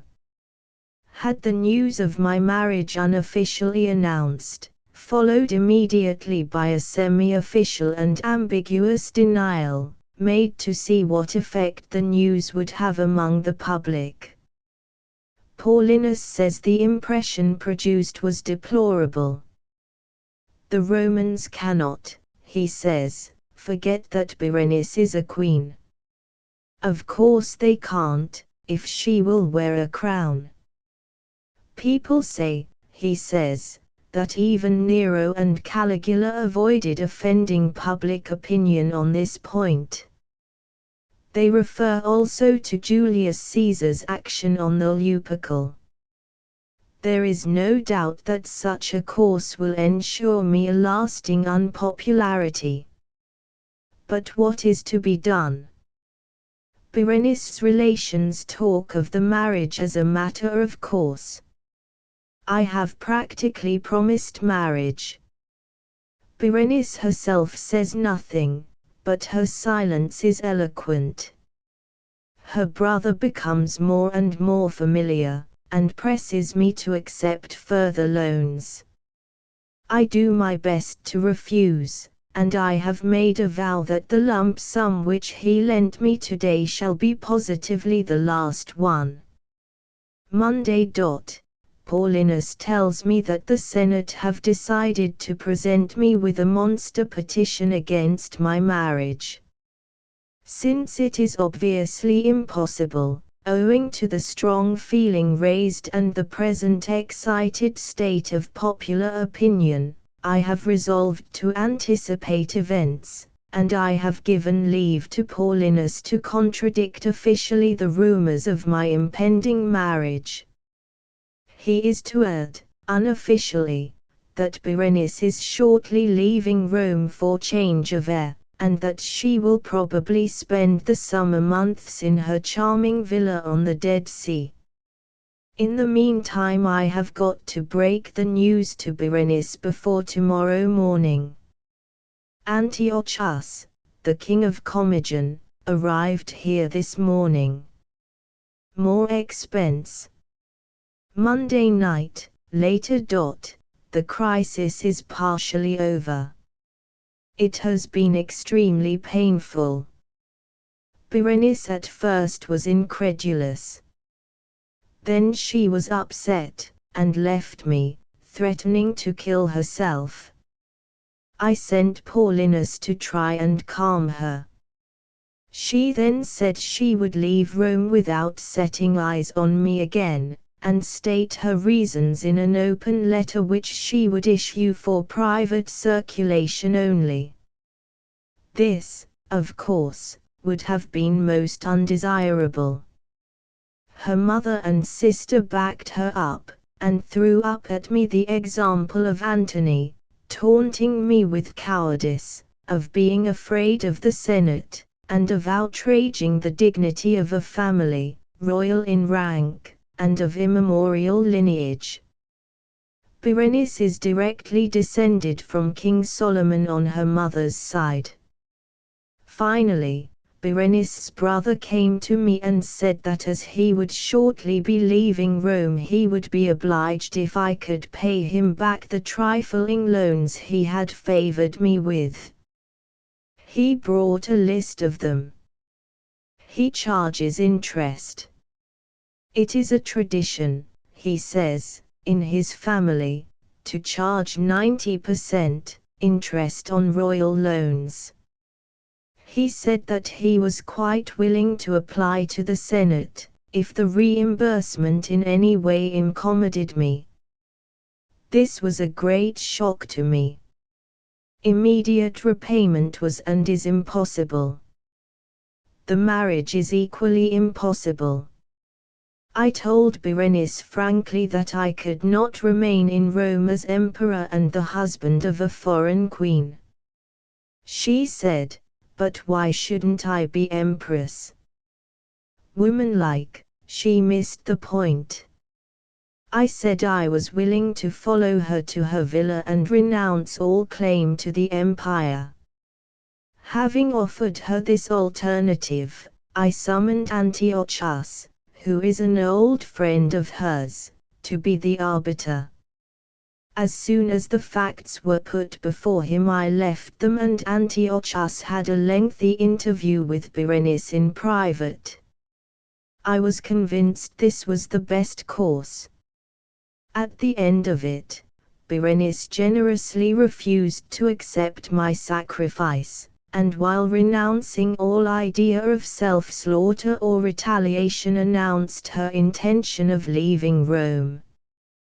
But those loans, and their terrible interest, that matter is still unsettled. Tuesday. All has been settled.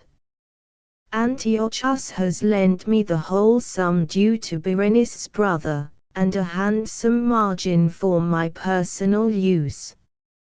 I restored the interest and capital of the loan to Berenice's brother.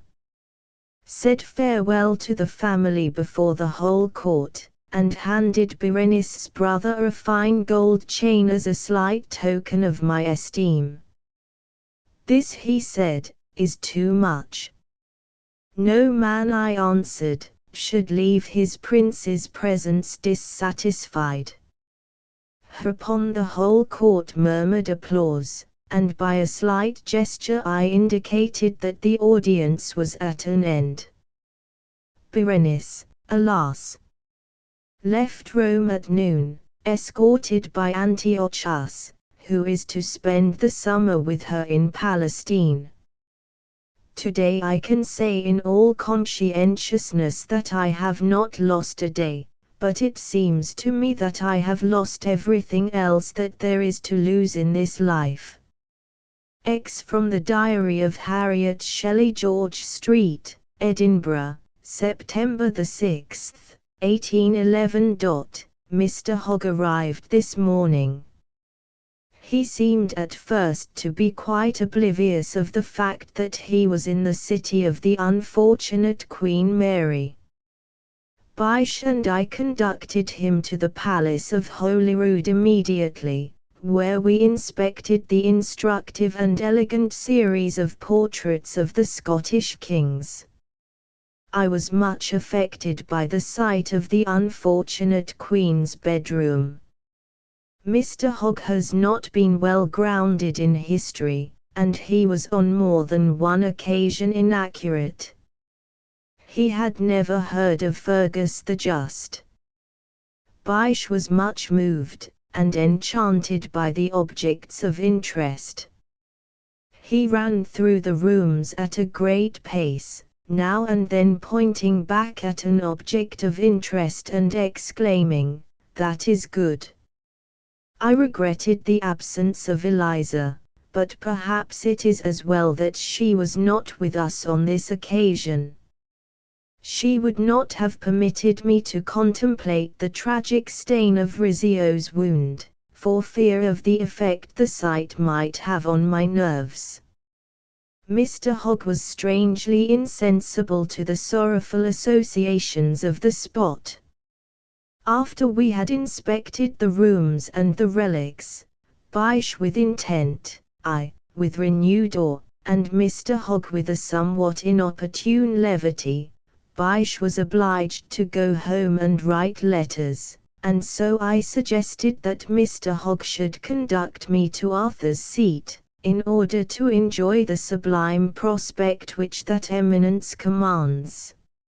So sublime, so grand, so inspiring was the view that even Mr. Hogg was impressed. As for myself, words fail to express the manifold and conflicting emotions which were stirred in my breast. The weather was fine, clear and tranquil, but alas! No sooner had we started on our descent than the wind began to blow with great violence. It was of course impossible for me in such circumstances to risk the impropriety which might be occasioned, had the wind, as was only too probable, so disturbed my dress as to reveal to my companion the indelicate spectacle of my decently concealed ankles. So I seated myself on a rock, resolving to wait until the violence of the wind should subside. Mr. Hogg, who laid unnecessary stress on the fact that he had not dined on either of the preceding days, and being deficient in a proper sense of delicacy and seemliness, vowed he would desert me and proceed home by himself. To my dismay he began to carry his threat into execution, and it was with the utmost difficulty that I succeeded in accomplishing the descent without affording him any unseemly exhibition. Sunday. The manner in which the Sabbath is observed in this city is repellent to my principles. Bysshe and Mr. Hogg have gone to the kirk. I pleaded the wearisome performance would be certain in my case to bring on a headache, and so I remained at home. They returned much exhausted by the wrestlings of an eminent divine with Satan. I am engaged in translating Madame Cottin's immortal Claire d'Albe into English prose. This occupies my morning. Bysshe is translating a treatise of Buffon, with which we were both of us charmed. In the evenings I read out Telemachus. I regret to say that Bysshe fell asleep while I was but halfway through an instructive discourse of Idomeneus relating to the wise laws of Crete. Mr. Hogg is an attentive listener and it is a pleasure to read to him. York, the 10th of October, 1811. Travelled by post-chaise from Darlington. Read Anna St. Ives by Holcroft in the chaise throughout the journey. Bysshe was restless and suggested my skipping certain portions of the narrative. I, of course, declined, knowing that it was the intention of the authoress that her work should be read without omissions. Bysshe is obliged to go to London. In the evenings I read out Dr. Robertson's historical works to Mr. Hogg. We are on the eve of a great event. My dear sister Eliza has consented to visit us and is about to arrive. What a privilege for Mr. Hogg, what a source of pleasure for Bysshe. I ardently regret that he should not be present to welcome her. October 25. Eliza has arrived. I am deeply touched by her kindness in coming and overcome when I think what a joyful surprise her presence will be for Bysshe, and how it will illuminate our household. October 26. Bysshe arrived from London.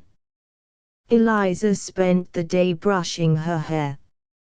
In the evening I suggested reading aloud from Holcroft, but Eliza, such is her kind-heartedness, feared that it might upset my nerves. She felt certain too, that her esteemed friend, Miss Warne, whom she regards as a pattern and model in all things, would not approve of Holcroft. October 26. Eliza is certain that Miss Warne would find nothing to admire in York Minster. Changed our lodgings. Eliza thinks that the pure mountain air of the lakes would be salutary to my nerves. Bysshe and Mr. Hogg miss our evening readings. I sometimes, however, continue to read to them in an undertone when Eliza is brushing her hair. But the pleasure is marred by the trepidation I am in lest I should disturb her. Eliza objects to the name Bysshe. She is certain Miss Warne could not endure such a name, so in future my husband shall be called Percy. It is certainly prettier and more romantic.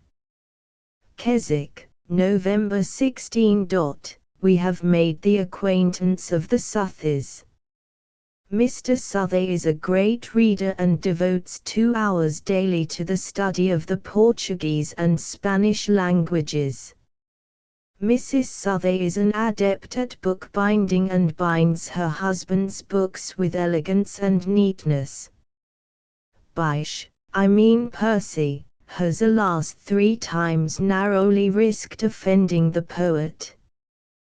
The first time by inadvertently taking a book down from one of his bookshelves, the second time by falling asleep when Mr. Southey, after having locked him into his study, was reading aloud to him his epic, The Curse of Kehama, and the third time by sharply criticizing his action in eating tea cakes, and by subsequently devouring a whole plate of them, himself. Bysshe, I mean Percy, has implored me to beg Mrs. Southey to instruct me in the art of making tea cakes.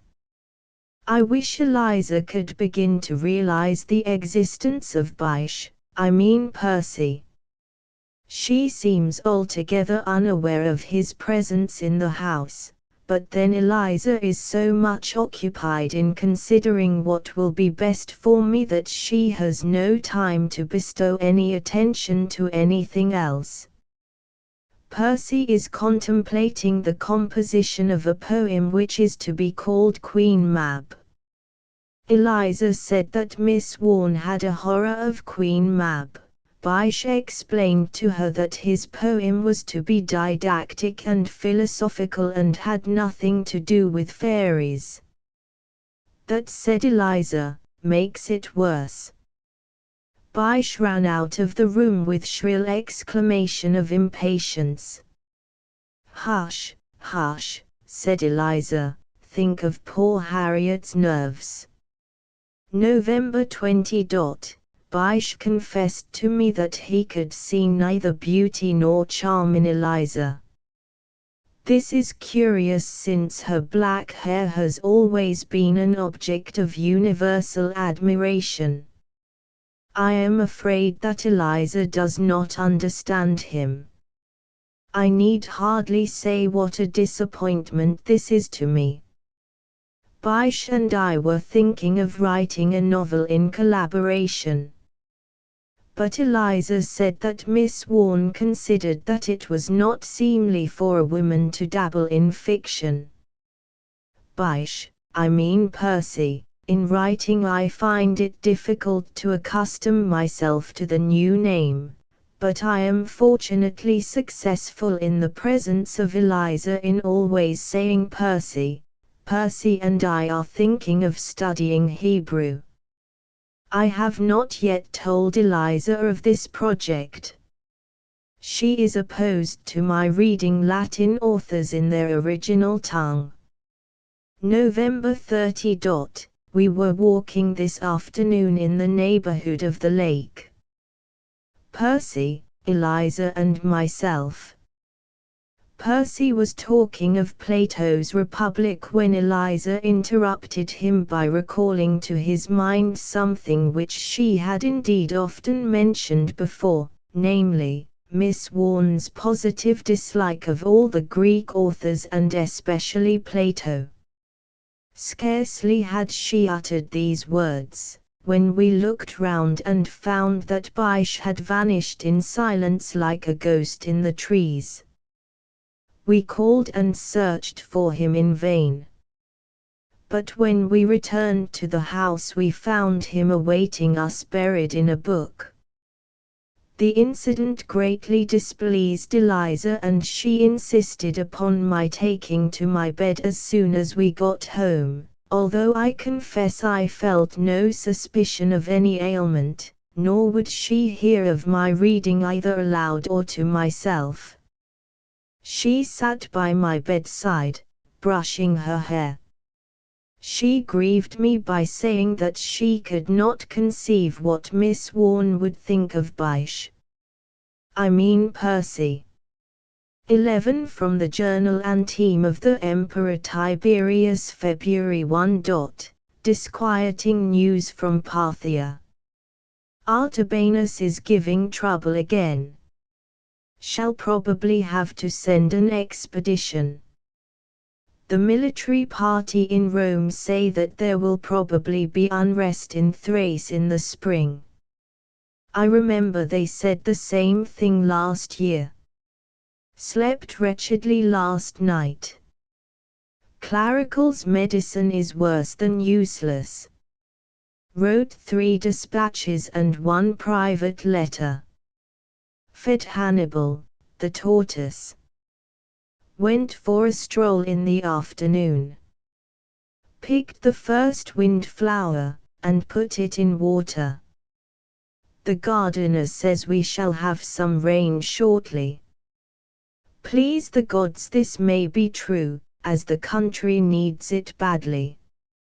Dined alone. Played spillikins after dinner with Fufius, but found it a strain. February 2. Woke at 4 and remained awake until 7, then went to sleep again, and overslept myself. Scolded Balbus for not calling me. He said he did not dare call me more emphatically. Told him it must not occur again. February 3. Nothing particular. February 4. Letter from my mother begging me to come and see her. Says she is suffering from lung trouble. Women are so unreasonable. She must realize that it is impossible for me to get away just at present. Hannibal would not touch his letters today. This is the 3rd day running it has happened. Claricles has given him some medicine. Strolled along to cliffs in the morning. Much vexed by a fisherman who pushed a lobster under my very nose. I have a horror of shellfish. Varus and Orphidius dined. Found their conversation a strain. So retired early. Read the 7th book of the Aeneid but found it insipid. Virgil will certainly not live. He was a sycophant. February 10. Anniversary of poor Julia's death. Began to write short poem on the subject, but was interrupted by the arrival of the courier from Rome. Much vexed, as it altogether interrupted my train of thought and spoilt what would have been a fine elegy. News from Rome unsatisfactory. It rained in the afternoon, so I did not go out. Sorted my specimens of dried herbs, which are in a sad state of confusion. Dined alone. Dictated a dispatch to Sejanus. Read some of the Alcestis, Euripides, before going to bed. Alcestis reminds me of Julia in many ways. She had the same fervid altruism and the same knack of saying really disagreeable things. But they both meant well. March 1. A lovely spring day. Went for a stroll, and jotted down a few ideas for a poem on spring. The birds were singing. Listened for some time to the babbling of the brook. Think of alluding to this in the poem. Deslientis aqua would make a good ending to a pentameter. Mentioned it to Fufius when I came in, casually. He said he did not think it was very original. Fufius is hypercritical. He does not feel poetry. Finished the memorial lines on Julia ending Ave at Gvale. Shall not show them to Fufius. He would be certain to say something disparaging. Positively haunted by the sight of the wild tulips in the hills, fluttering in the breeze. Sights like this live in the memory. Disturbed early in the morning by a noise of hammering. It is strange that wherever I go this happens.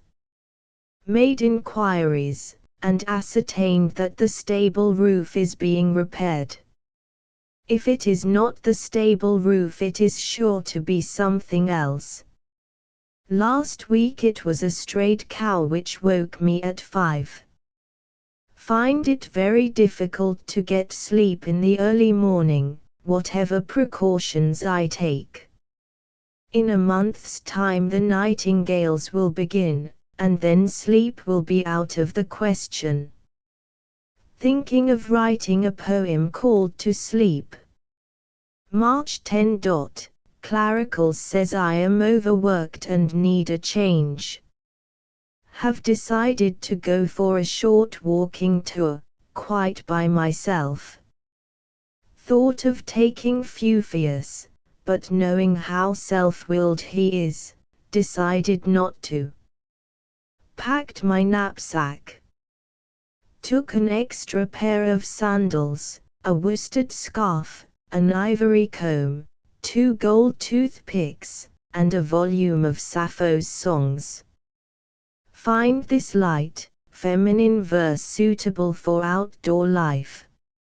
Shall start early tomorrow. Had my hair cut. The slave was clumsy when cutting round the ears. They still smart. Find this fault to be universal among haircutters.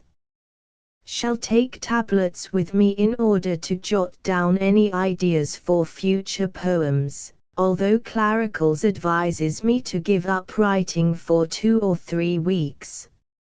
March 13. Returned earlier than I expected. Walking tour successful on the whole.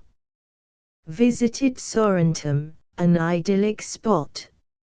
Not sure I don't prefer it to Capri.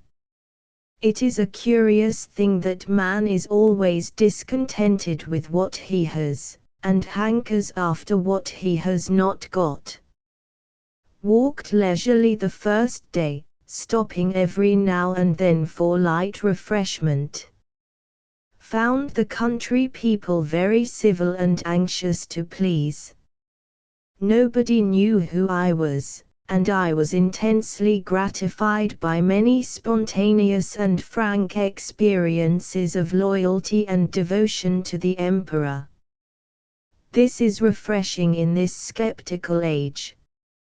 It is a comfort to think that although I may not go down to posterity as a great military genius like Julius Caesar, I shall at least leave a blameless name, as far as my domestic life is concerned, and an untarnished reputation for benevolence, kindness, and unswerving devotion to duty. Without being conceited, I think that some of my verse will live. I think I shall be among the Roman poets when I die, but this is not saying much, when one considers the absurd praise given to poetasters such as Virgil and Ponticus. Strolling along the seashore near Sorrentum, a very pretty little episode occurred. A woman, one of the fishermen's wives, was sitting by her cottage door, spinning. Her child, a little girl about 6 years old, was playing with a doll hard by. I said good day to the fisherman's wife, and she offered me a glass of wine. I declined, as Claricles has forbidden me red wine, but I said I would gladly accept a bowl of milk. She immediately went to fetch it, and the child went with her. When they returned, the child offered me the bowl, lisping in a charming manner. I drank the milk, and the mother then said to the child, "Tell the kind gentleman whom you love best in the world." "Papa and Mamma," lisped the child. "And after that?" asked the mother. "After that the divine Emperor Tiberius, who is the father and the mother of us all," she said. I gave the mother a gold piece. Fufius says it is a mistake to give money to the poor, and that it pauperizes them. He says one does more harm than good by indiscriminate charity. But I think it cannot be a bad thing to follow the impulses of the heart. I should like this to be said of me, although he had many faults, such as discontent and want of boldness, his heart was in the right place. It is little incidents like the one I noted above which make up for the many disappointments and trials of a monarch's life. The second day of my tour was marred by a thunder shower, but I found a thrush's nest and 3 eggs in it. There are few things which move me so inexpressibly as the sight of a thrush's nest with the eggs lying in it. It is curious that the nightingale's egg should be so ugly. Owing to the bad weather, and the rheumatism in my joints which it brought on, I was obliged to cut short my tour. This extract probably belongs to a later period, June. Asinius Gallus has again sent in a petition about the prison fare. It appears he has a conscientious objection to eating veal. The officials say they can do nothing. If they make an exception in his favor, they will be obliged to do so in many less deserving cases. I confess these little things worry me. Our prison system seems to me lacking in elasticity, but it is dreadfully difficult to bring into effect any sweeping reform, because if the prison disciplinary system is modified to meet the requirements of the more cultivated prisoners, the prisons would be crowded with ruffians who would get themselves arrested on purpose. At least this is the official view, and it is shared by Sejanus, who has gone into the matter thoroughly. I confess it leaves me unconvinced. I am glad to say we are ahead of the Persians in the matter.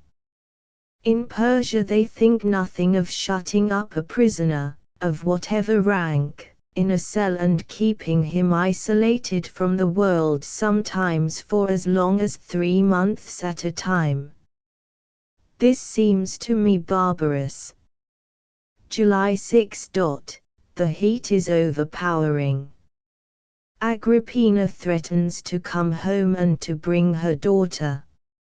I wrote saying I thought it is very unwise to bring children here at this time of year, owing to the prevalence of fever. She answered that her daughter was looking forward to the sea bathing. If they come, it will mean that my summer will be ruined. July 7. I went to the home farm this afternoon. The farmer's wife is very ill. There is little or no hope of her recovery. Spent 2 hours there reading out passages of the Odyssey. She does not understand Greek, but it seemed to soothe her. Her husband told her that he felt confident that she could not get worse after this. The faith of these simple folk is most touching. How unlike Fufius and all his friends. August 1. There is no news except that, as always occurs at this time of year, the phoenix is reported to have been seen in Egypt. August 3. One of those distressing little incidents happened today which entirely spoil one's comfort and peace of mind for the moment, just like a piece of dust getting into one's eye. My old friend Lucius Anicius came all the way from Rhodes to see me. By some mistake he was shown into the chamber, where prisoners are examined, and before the error was rectified he was rather rudely interrogated. It turned out afterwards that Balbus mistook him for Titus Anicius, the informer. Balbus is growing more and more stupid, he forgets everything. I ought to send him away. On the other hand, he knows my habits, and I should feel lost without him. As it is, Claricles says that Lucius is likely to feel it for several days. He is so sensitive and the slightest thing upsets his nerves. All his family are touchy, and I am afraid he will look upon the matter as a deliberate slight. If it had happened to anyone else it would not have mattered. They would have understood at once. This has quite put me out. But, as Fufius says, how little I shall think of this in a year's time. August 7. Lucius Anicius left the island in a huff. It is most regrettable. August 12. Agrippina arrives tomorrow. There is nothing to be done. How pleasant life would be were it not for one's relations. 12 from the Diary of Oedipus Rex Corinth. The Feast of the Minotaur. My birthday and coming of age. All went off very successfully. Papa gave me a chariot and Mama a pocket toothpick, set in gold, with an Egyptian inscription on it, 2 flamingos and a water rat, which means in Egyptian be merry and wise. Nausicaa, my nurse, gave me a stylus wiper with a present from Corinth beautifully worked into it in silk. Polyphemus, our faithful old messenger, who has only one eye, gave me a pair of sandal strings. Very useful, as I'm always losing mine. In the morning, after I had received all the family congratulations and tokens, at the first meal, there was a public presentation of gifts in the palace. The town of Corinth sent a deputation, headed by the priest of the temple of Castor and Pillars, which presented me, on behalf of the city, with a silver vase, symbolic of the freedom of the city, beautifully embossed, and engraved with a suitable inscription. The priest made a long speech, and Papa, who never cared for oratory, kept on muttering, "By Demeter, be brief," but the priest wasn't brief. He spoke for nearly an hour. Then I had to respond. I said I would earnestly endeavor to follow in my father's footsteps and to deserve the goodwill and esteem of my future subjects, which was being manifested in so touching and patriotic a fashion. My speech had all been written out for me beforehand by Zoroaster, my Persian tutor, but I flatter myself I added a few unexpected and telling touches. For instance, I began by saying, unaccustomed as I am to speaking in public. They cheered this to the echo. I also managed to bring in rather an amusing anecdote about how a foreign merchant called Abraham tried to get the better of a Corinthian merchant in a bargain, and how the Corinthian got the best of him by guile. This provoked loud laughter. My peroration, ending with the words, "What do they know of Corinth who only Corinth know?" a quotation from Tertius, was loudly cheered. But my cousin the Sitz almost spoiled the effect by adding audibly, "Quite enough." In the afternoon there were games, and an ox was roasted whole for the Papa says, now I am of age, I must go and pay my respects to the oracle at Delphi. It is a family tradition. Delphi. What is the date? Arrived at last after a tedious journey. The inn is very uncomfortable. This is too bad, as in the guidebook, Odysseus, it is marked with a constellation of the Pleiades, which means very good. The wine tastes of tar. And the salt is a chemical compound called. I made a scene and asked for ordinary slave's salt, and they hadn't got any. Shall not stay at this inn again, and I shall warn others not to. It is called. Disappointed in the temple, very late architecture, and still more in the oracle. I suppose it thought I didn't pay enough. but because one happens to be a prince, I don't see why one should be robbed. Besides which, I am traveling incognito as Kirio's rally. But the priests bowed, and they all called me, Your Shiningness. The oracle was quite absurd, and evidently in a very bad temper. It said I would kill my father and marry my mother. It only shows how absurd the whole thing is. I hate superstition, and oracles ought to be stopped by law. Gypsies on the roadside are put in gaol. Why should oracles be supported by the state? I shall write to the false witness about it. In the afternoon went to the theatre. Saw the tragedy of Adam and Eve, a historical drama, translated from the Hebrew. Very long. The part of the archangel, danced by Thepsis, was very bad, and the man who danced Eve was too old, but the snake was good.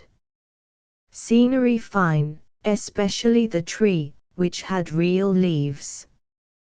Dowlies, Tuesday. Arrived this morning.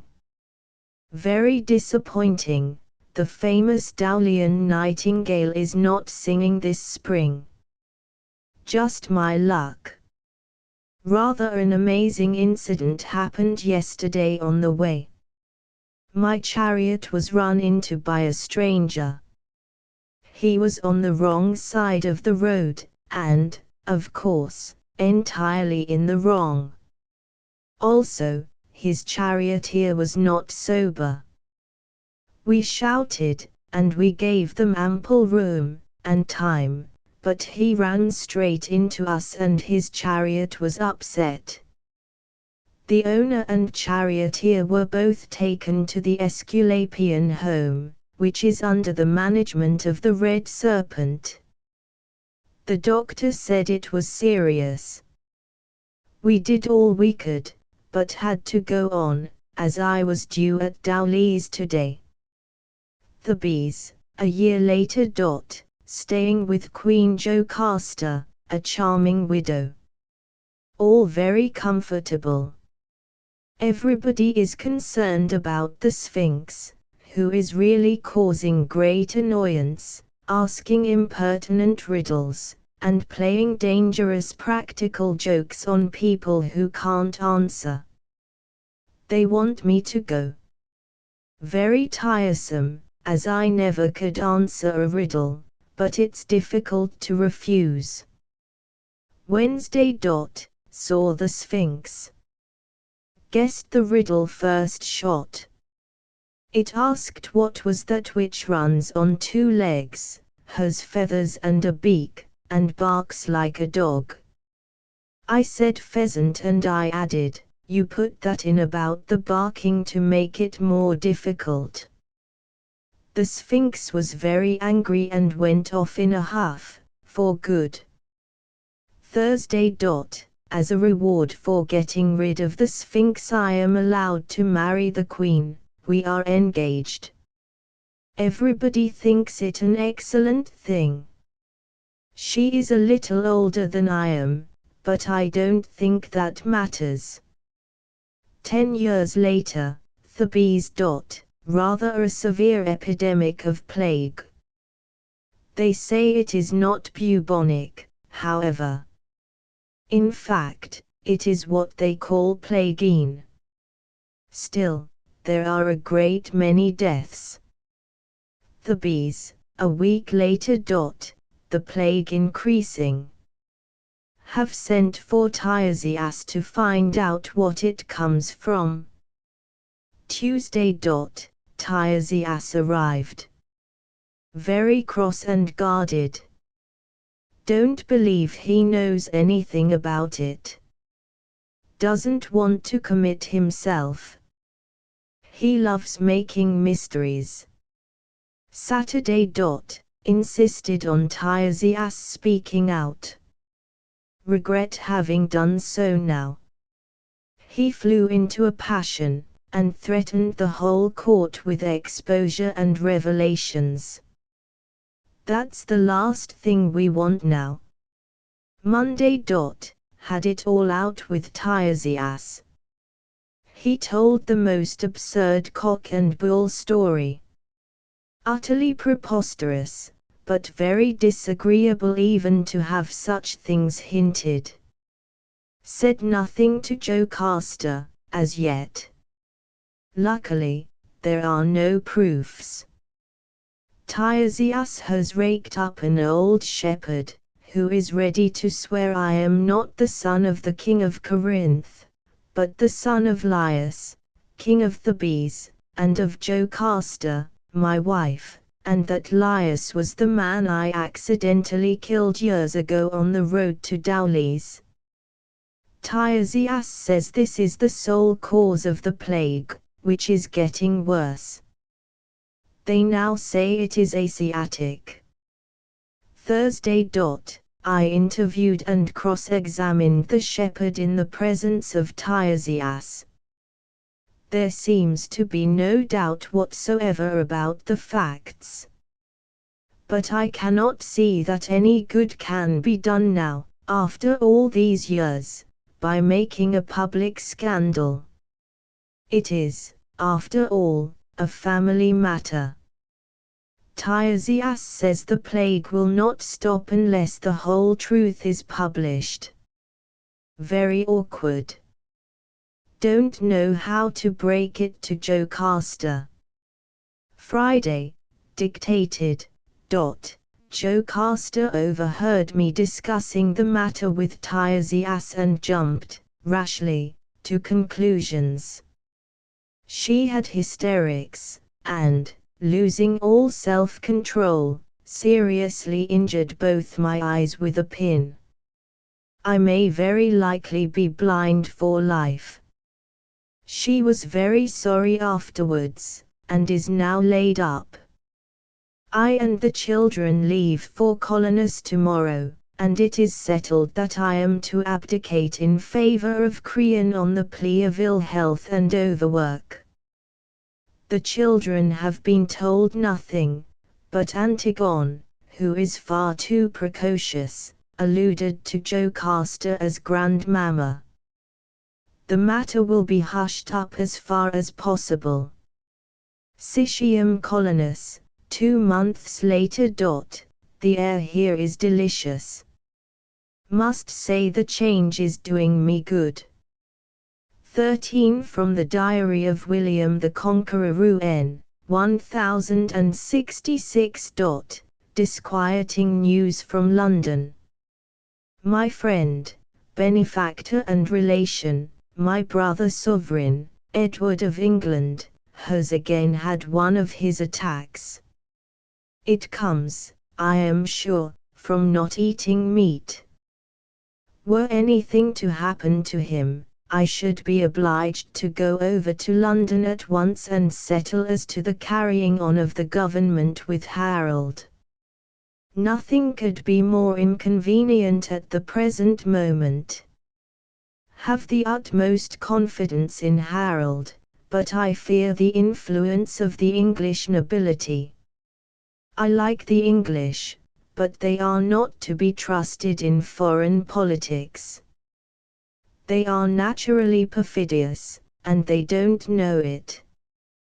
They think they are more virtuous than other people, or rather that they are exempted from the faults and the vices which are common to us all. The European situation seems unsatisfactory. Among other things, Father Anselm writes that a certain party among the English women want to be admitted to the White Enagmo. The majority of the women are against it. The agitators sent a deputation to Westminster, but the King said it would not be according to the precedents to receive them. They were so annoyed at this that they made a dastardly attack on the beautiful old Druid temple of Stonehenge, almost completely destroying it. F. Anselm says only a few blocks of stone are left, and that the place is unrecognizable. The ringleaders were taken and claimed the ordeal by fire, and the matter was referred to the Archbishop of Canterbury, who said that it was not a matter to be dealt with by ordeal. Quite right. He put the case into the hands of a select body of matrons, chosen from all classes. These decided that the offenders should be publicly whipped by women, and sent home. This was done, much to the satisfaction of everybody. Rouen.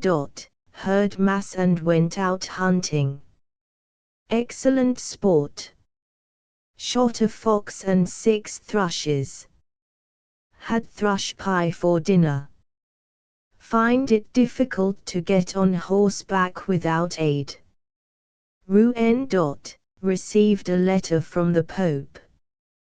He says that should anything happen to King Edward, he is, of course, far from suggesting such a thing, but one must take everything into consideration. I must be very firm about claiming the succession. H. says that although, of course, it would be indelicate for him to raise the question just now, he knows it is the king's wish that I should succeed him.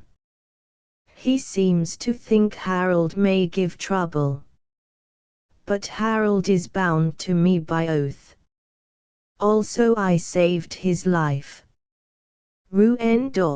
Took William out hunting. His red hair frightens the ducks. Have told him over and over again to get a close-fitting green cap. The boys are always quarrelling. I don't know what is to be done with them. Robert broke his new battle axe yesterday in a fit of passion. My only consolation is that Henry is really making some progress with his tutor. He last learned the alphabet as far as the letter F. Rouen. A fisherman arrived last night from Southampton with the news that King Edward is dead. The news, he said, was confirmed by the appearance of a strange star with a tail to it in the sky. I have questioned the courier and gathered he had only got the news at second hand. The rumor is probably baseless. Rouen. The regular courier did not arrive this evening. The bag was brought by an Englishman.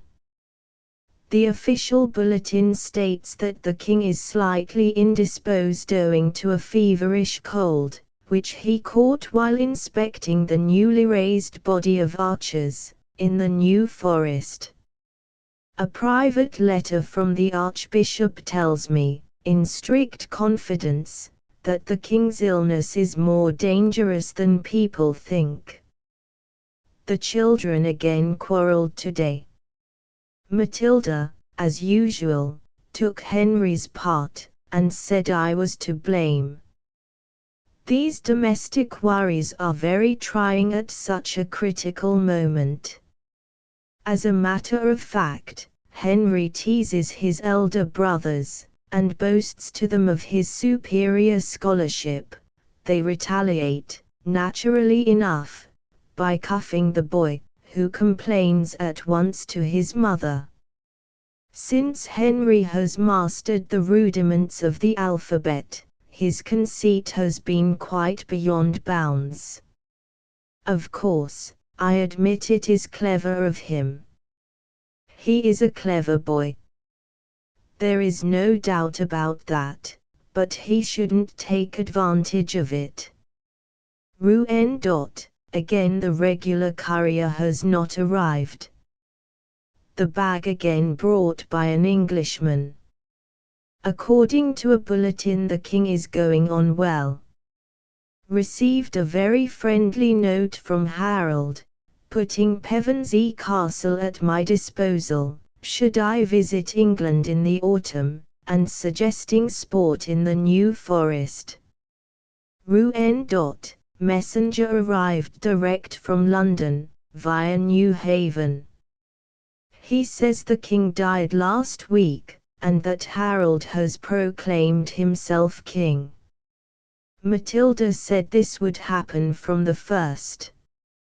I think there can be no doubt that the news is authentic. The messenger, who is an old servant of mine, is thoroughly to be trusted. He saw the king's body lying in state. This explains why the regular messengers have not arrived. Harold had them stopped at the coast. This, in itself, is an unfriendly act. Matilda says I must invade England at once. Think she is right. But wish war could be avoided. Have written to the Pope asking for his moral support. Invasion a risky thing.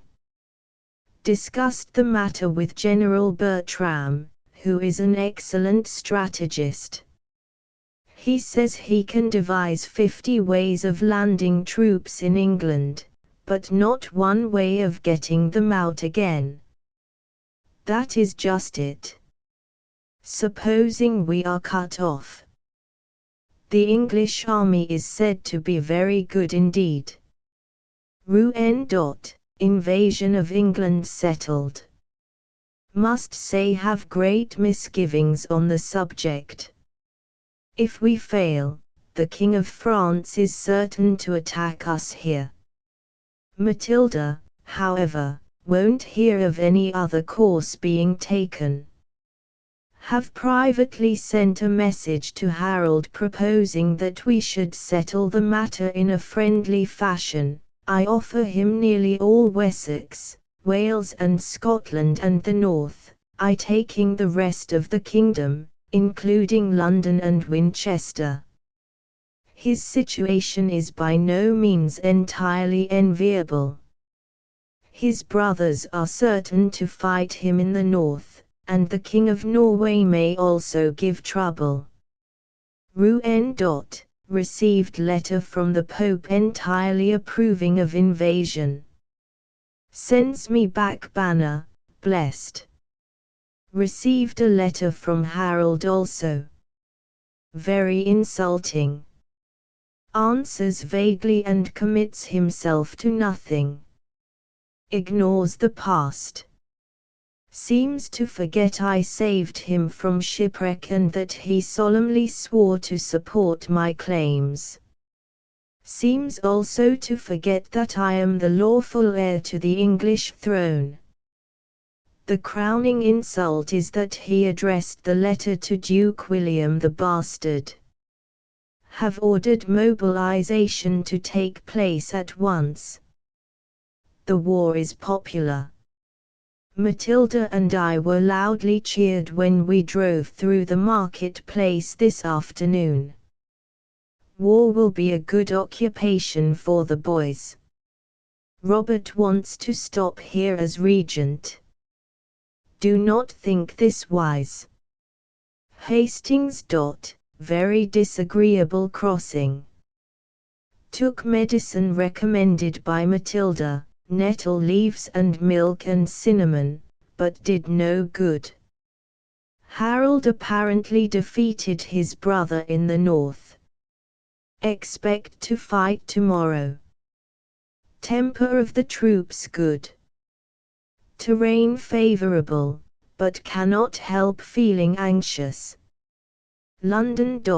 Everything sadly in need of thorough reorganization. Have resolved to carry out following initial reforms at once. 1.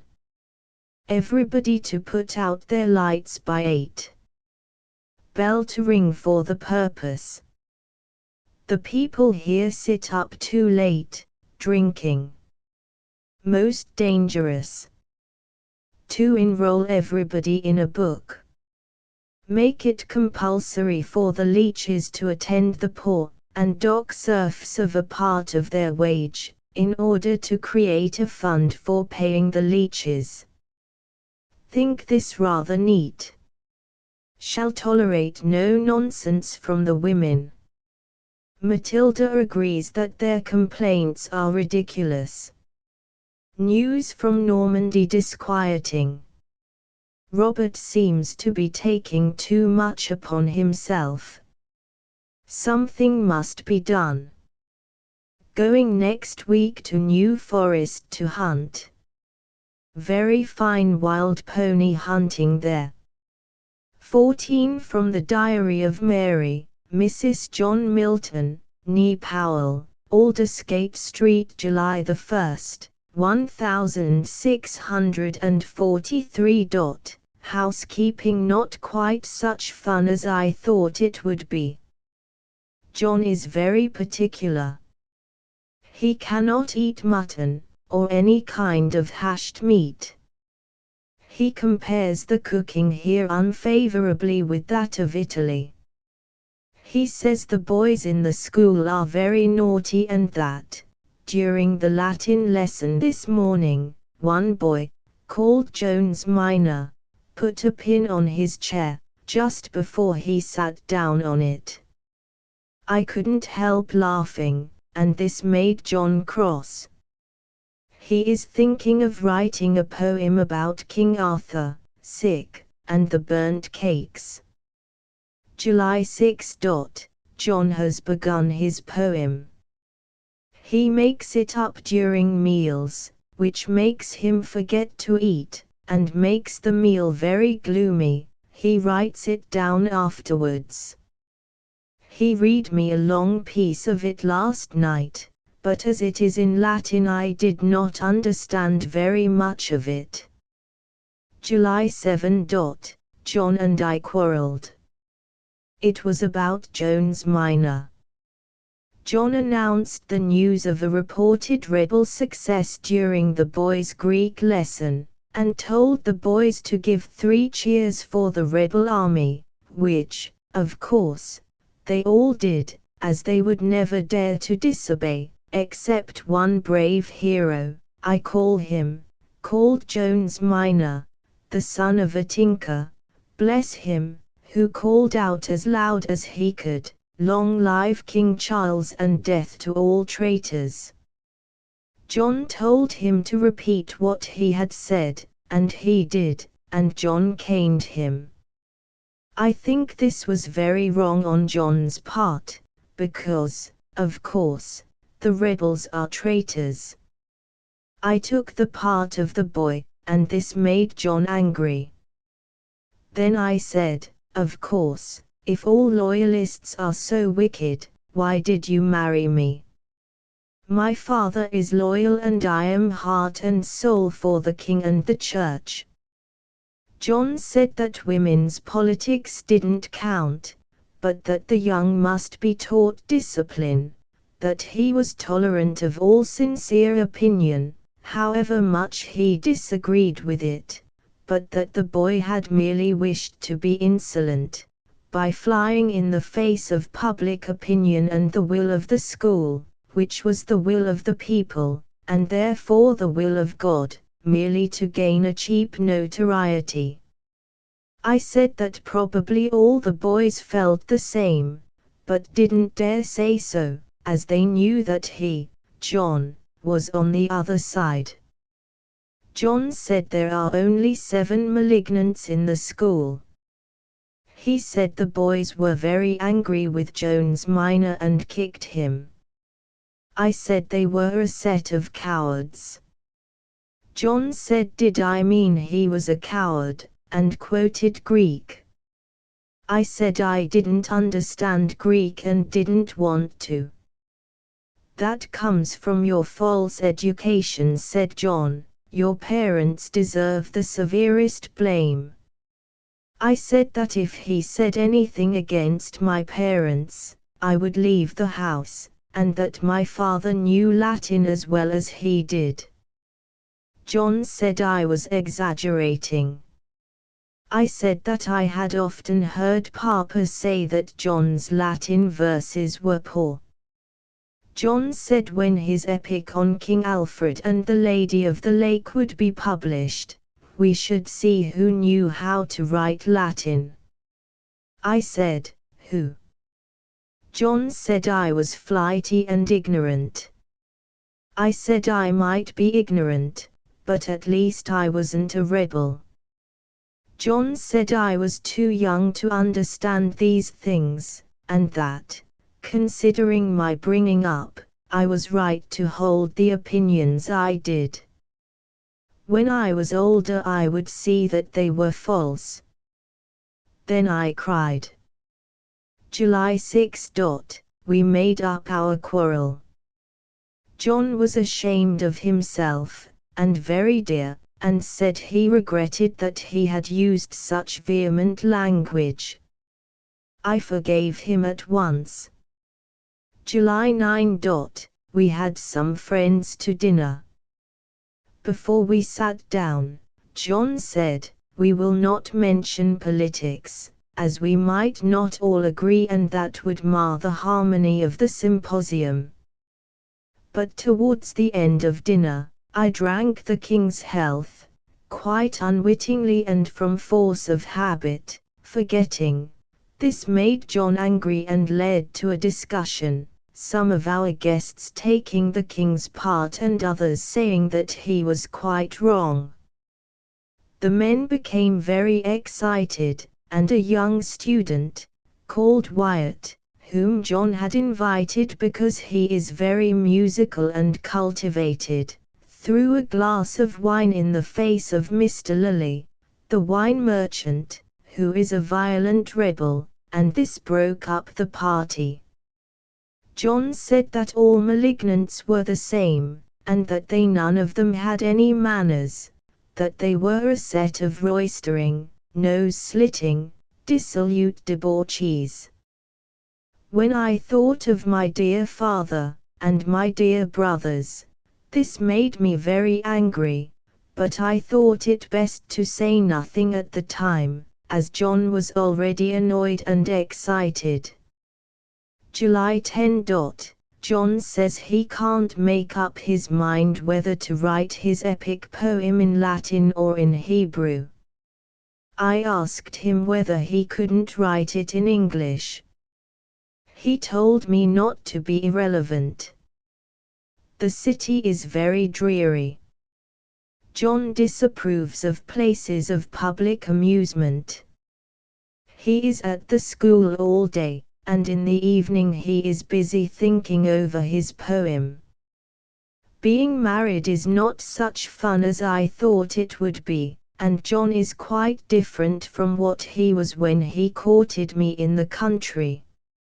Sometimes I don't think he notices that I am there at all. I wish I were in the country. July 11. John was in good temper today, because a scholar came here yesterday who said he wrote Italian very well. He asked me for my advice about his epic poem, which I thought was the best subject for an epic. King Arthur and the Cakes or the Story of Adam and Eve. This made me feel inclined to laugh very much. Fancy writing a poem on the story of Adam and Eve. Everybody knows it. But I didn't laugh out loud, so as not to hurt his feelings, and I said Adam and Eve because I felt, somehow, that he wanted me to say that. He was so pleased, and said that I had an extraordinarily good judgment, when I chose.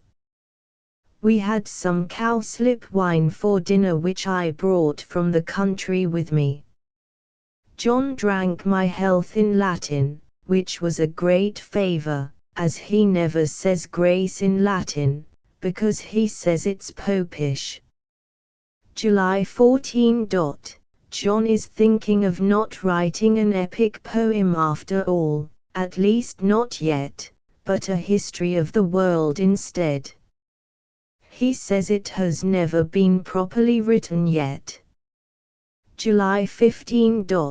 John has settled to translating the Bible into Latin verse.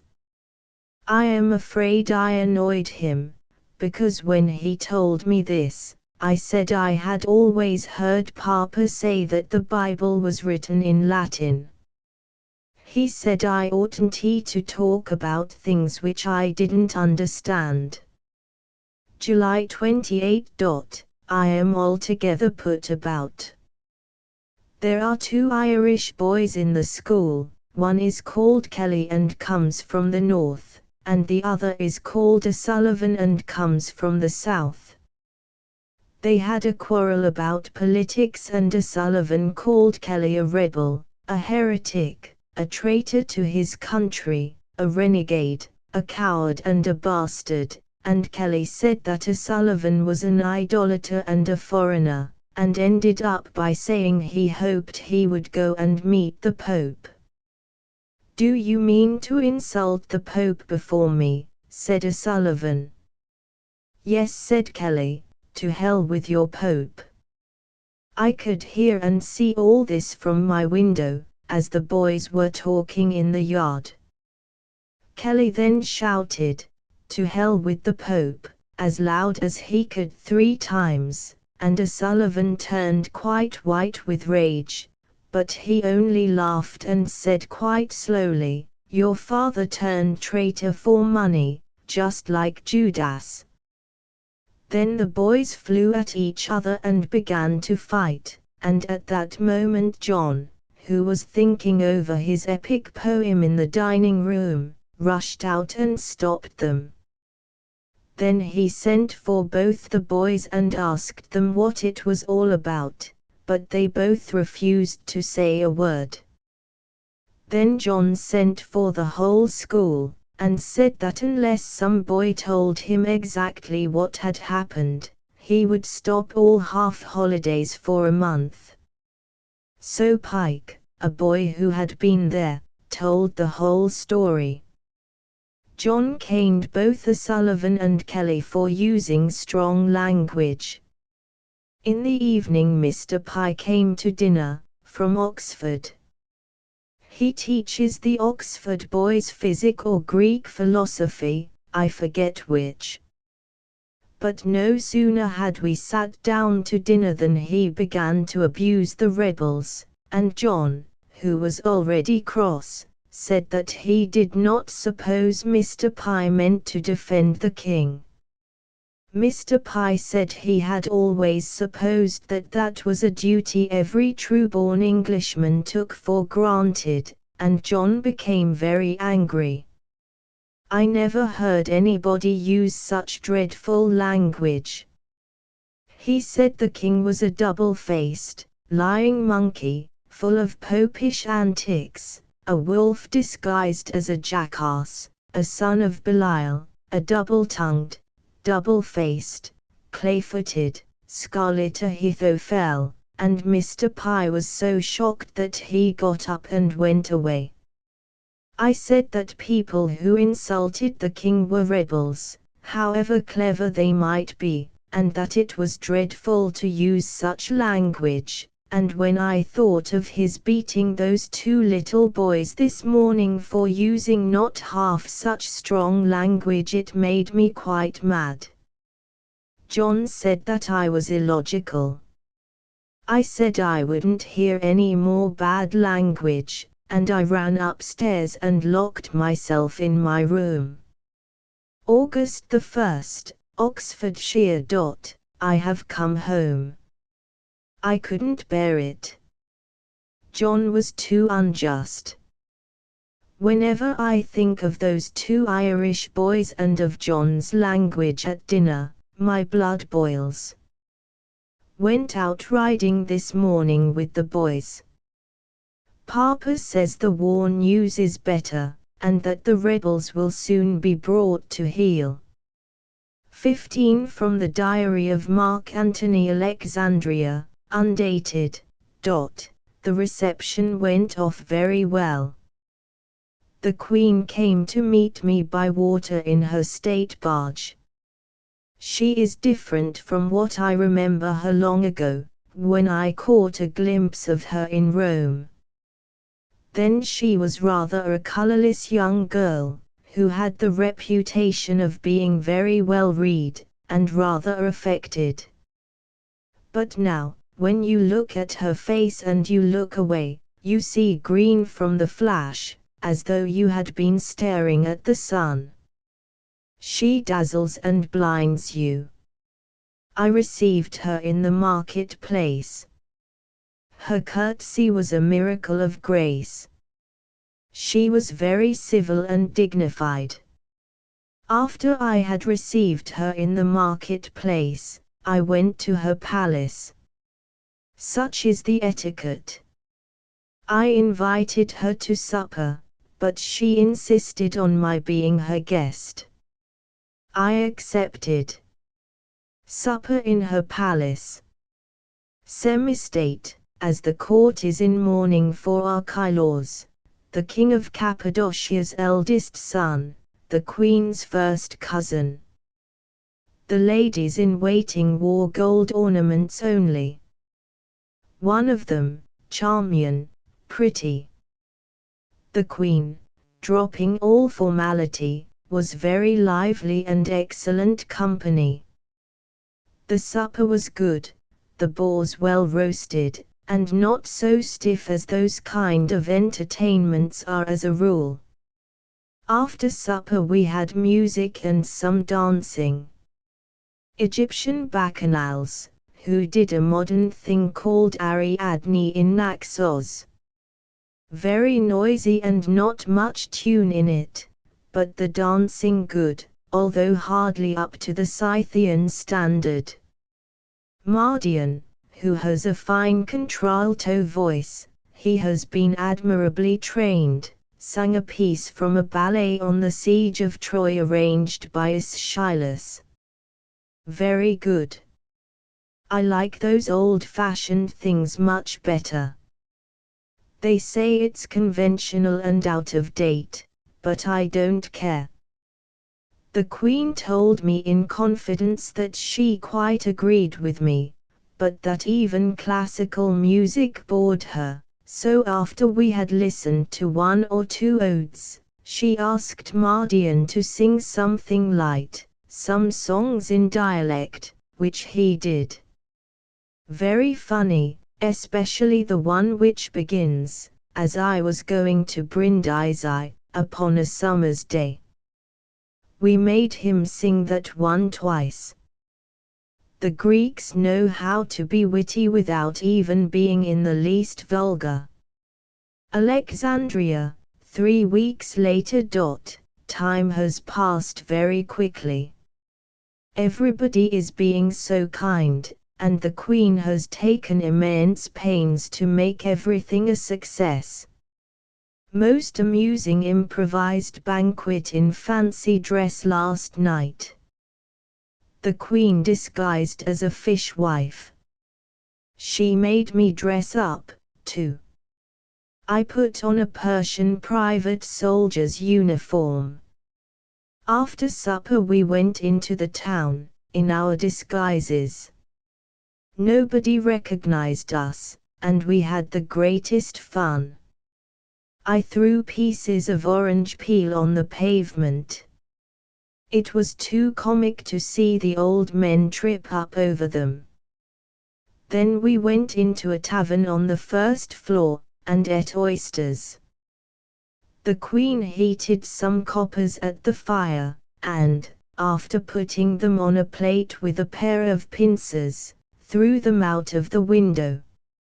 It was quite extraordinarily funny to see the beggars pick them up and then drop them with a howl. I don't think I ever laughed so much. The Queen has a royal sense of humor. And I who thought beforehand she was a blue stocking. It shows how mistaken one can be. Alexandria. Time seems to fly. No news from Rome.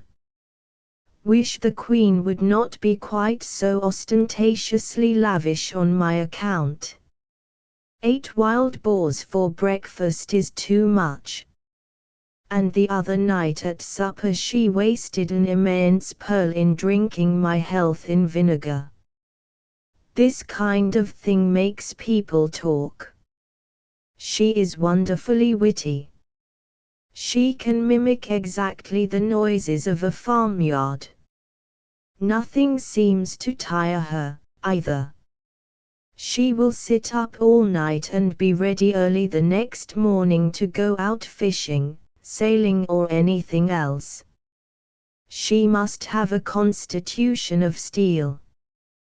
Wonderful woman. Alexandria, later. News from Rome. Fulvia is dead, must go at once. Rome, a month later. Engaged to be married to Octavia, Caesar's sister, a widow. Purely a political alliance. Cleopatra is sure to understand the necessity of this. It is a great comfort to think that she is reasonable and has a real grip of the political situation. Athens, a month later. Political situation grows more and more complicated. Octavia is very dutiful and most anxious to please. Do not think the climate here agreeable. The wind is very sharp and the nights are bitterly cold. Never did care for Athens. Think that if I went to Egypt for a few days I could, a. benefit by change of air, b. arrange matters with the Eastern kings. Caesar and Lepidus are trying to do me in the eye. Athens, a day later. Octavia has very kindly offered to go to Rome, so as to act as a go-between between myself and Caesar. She says she is quite certain it is all only a misunderstanding and that she can arrange matters. Thought it best not to mention possibility of Egyptian trip, as I may not go, after all. Alexandria. Back here once more after all. Doctors all said change of air was essential, and that the climate of Athens was the very worst possible for me, just at this time. They said I should certainly have a nervous breakdown if I stayed on much longer. Besides which, it was absolutely necessary for me to be on the spot, to settle the Eastern question. It is now fortunately settled. Cleopatra delighted to see me, but most reasonable. Quite understood everything. She did not say a word about Octavia. Reception in Alexandria magnificent. Ovation terrific. Shows how right I was to come back. Settled to proclaim Cleopatra Queen of Egypt, Lower Syria, Cyprus and Lydia. Everybody agrees that this is only fair. Alexandria. Public proclamation in the marketplace. Settled to keep Media, Parthia and Armenia in the family, so divided them among the children. Ceremony went off splendidly. Cleopatra appeared as the goddess Isis. This was much appreciated, as it showed the people she really is national. The cheering was terrific. Staying with us at present are the King of Libya, the King of Cappadocia, the King of Paphlagonia, the King of Thrace, the King of Arabia, the King of Pont, the King of Juri, the King of Commagena, the King of Mede, and the King of Laconia. Question of precedence a little awkward. Herod, the King of Juri, claimed precedence over all the other kings on the grounds of antiquity and lineage. The King of Mede contested the claim, and the King of Arabia said that he was the oldest in years. There is no doubt about this, as he is 99. It was obvious the first place belonged to him. Question very neatly settled by Cleopatra. That they should rank according to the number of years they have reigned. She said this was the immemorial Egyptian custom, established by the pharaohs and written out very carefully on a step of the Great Pyramid. Everybody satisfied. King of Arabia takes precedence, but not on account of his age. Herod still a little touchy, but had to give in. Played billiards with Cleopatra. Gave her 20. Won with difficulty. Caesar is certain to make war on us. Have written to Octavia explaining everything fully. In camp near Actium. Nothing doing. One wonders whether Caesar means to fight after all. The mosquitoes are very annoying. Impossible to get any milk. In camp near Actium, later. Cleopatra has arrived. She is used to camp life and does not mind roughing it. Everybody advises me to fight on land and not by sea, but Cleopatra and myself think we ought to fight by sea. Caesar has taken Turin. We have 60 sail.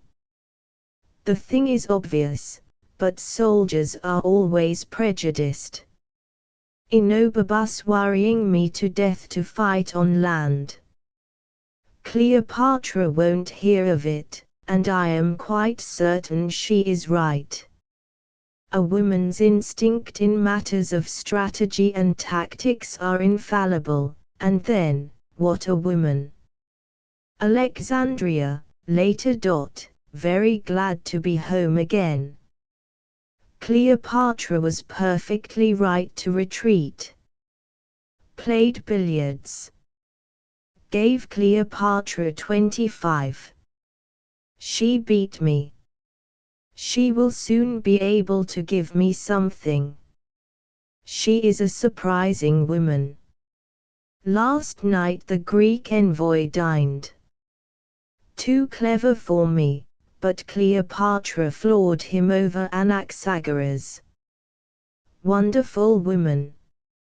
She sang, or rather hummed, in the evening a little Greek song, the burden of which is.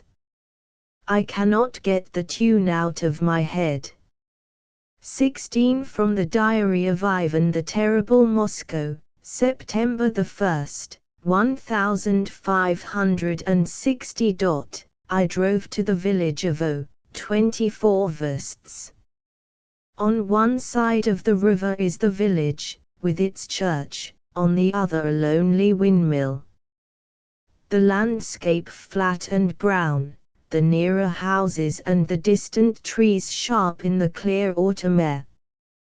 The windmill is maimed, it has lost one of its wings. It is like my soul.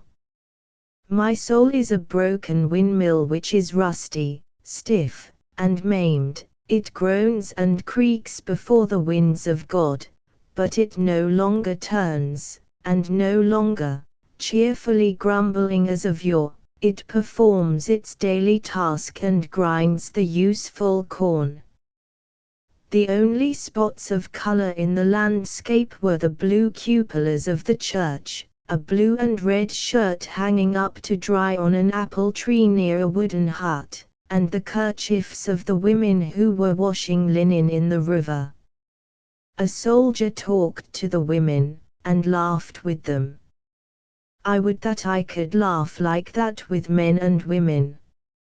I can only laugh alone and bitterly. I had never been there before.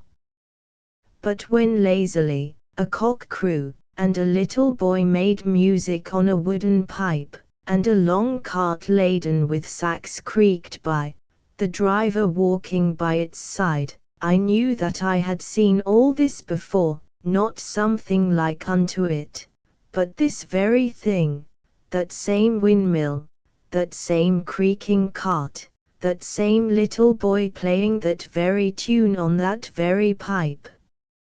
It was a mournful tune, and it said to my soul, "Why art thou so dusty and rusty, O my soul, why art thou sorrowful? Crusted with suspicion, uneasy and fearful, prompt to wrath and slow to trust, inhospitable towards hope, and a stranger to gladness. The world is a peep show, and I have satisfied my expectation. I am weary of the sights of the fair, and the mirth of the crowd to me is meaningless. The bells, and the tambourines, and the toy trumpets, the grating of the strings, and the banging of the drum jar upon me. Like a child, who has spent a whole day in frolic and whose little strength is utterly exhausted, I desire to go home and to rest. Rest, where is there any rest for thee, Ivan, Ivan the restless? Everywhere have I sought for peace and found it nowhere, save in a cell, and on my knees, before the image. September 10. Why was I born to be a king? Why was I cast, a frail and fearful infant, to that herd of ravenous wolves, those riotous nobles, that band of greedy, brutal, and ruthless villains who bled my beloved country and tore my inheritance into shreds? I think I know why I was sent thither. Out of the weakness came forth strength, a little boy was sent forth to slay the giant. I was sent to deliver the Russian people, to break the necks of the nobles, and to cast the tyrants from their stronghold. I was sent to take the part of the people, and they will never forget this or me. In years to come, ages after I am dead, mothers will sing their children to sleep with songs about the great Tsar of Moscow, Ivan the well-beloved, Ivan the people's friend, Ivan the father of the fatherless, the brother of the needy, the deliverer of the oppressed. But the proud and the mighty, the rich and the wicked, shall hate me and vilify me, and blacken my name. I know you, ye vipers, and all your ways. I would that not one of you could escape me, but, like the Hydra, you have 100 heads, that grow again as fast as they are cut off. When I am gone, O vile and poisonous nobility, you will raise your insolent head once more, and trample again upon my beloved people.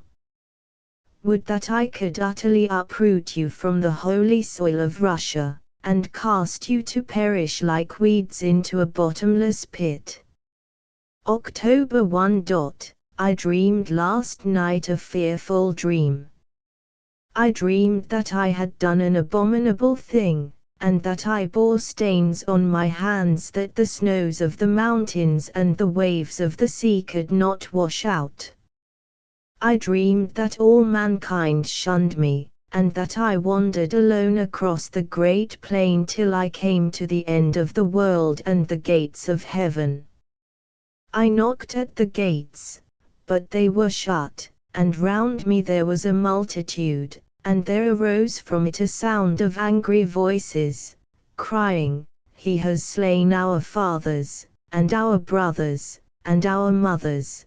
By him our houses were burnt and our homes were laid waste, let him not enter." And I knocked at the gate, and then there came a man with a mark on his brow, and he said, "This man has killed his son, let him not in." And I knew that man was Cain. And the howling of the voices grew louder, and the cries of hate surging round me deafened me. I knocked, and prayed, and cried, and wept, but the gate remained shut. and all at once I was left alone in the great plain, deserted even by my enemies, and I shivered in the darkness and in the silence.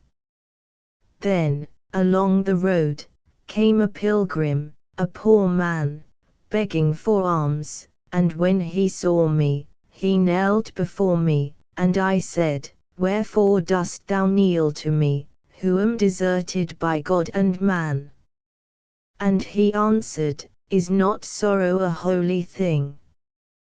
Thou art the most sorrowful man in the whole world, for thou hast killed what was dearer to thee than life, and bitter is thy sorrow, and heavy is thy punishment." And the pilgrim kissed my hand, and the hot tears that he shed fell upon it. And at that moment, far away I heard a noise as of gates turning on a great hinge, and I knew that the doors of heaven were open. Then I awoke, and I crept up the stairway to my little son's bedroom. He lay sleeping peacefully. And I knelt down and thanked heaven that the dream was but a dream. But when the sun rose in the morning, like a wave from out of infinity, apprehension rolled to my soul and settled on it. I am afraid, and I know not of what I am afraid. The 13th of February, 1570. Thanks to God, Novgorod is no more. I have utterly destroyed its city and its people for its contumacy. So fare all the enemies of Russia and of Moscow.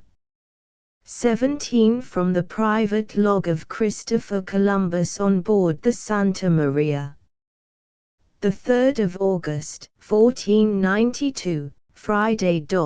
At 5 in the morning made the signal to weigh, but in less than half an hour the wind shifting to the southward and blowing fresh, I furled the topsails. The wind came in the afternoon to S by W. We weighed, but did not get far, the flood tide making against us. August 4. Little wind, or calm, all day. Send off very fine, but now that we have started, wonder whether I have been wise after all.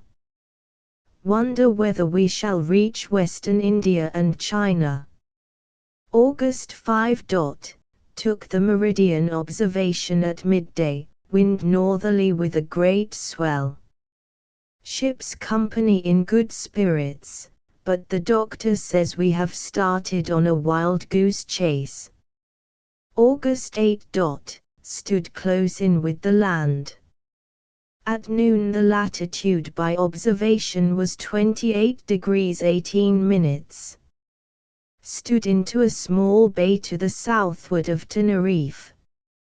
Anchored with the stream anchor, and sent the boat for water. Went ashore with the astronomer and instruments. All the Liberty men came on board the worse for liquor, which is, on the whole, fortunate, as we shall have no trouble in getting them to continue the voyage. August 9. Several of the men confined with colds, and complain of pains in their bones. But from the careful attendance given them, doses of Skulker's mixture being administered by the doctor all round, few continued in the sick list. The air very warm. September 9. Thick fog. At 5 the officer informed me that we were near an iceberg. I ordered the ship to be kept N by W and hauled farther in. At noon I steered north, seeing nothing of the ice. Soon after I was told that they saw the ice. I went upon deck and perceived something white upon the bow, and heard a noise like the booming of surf.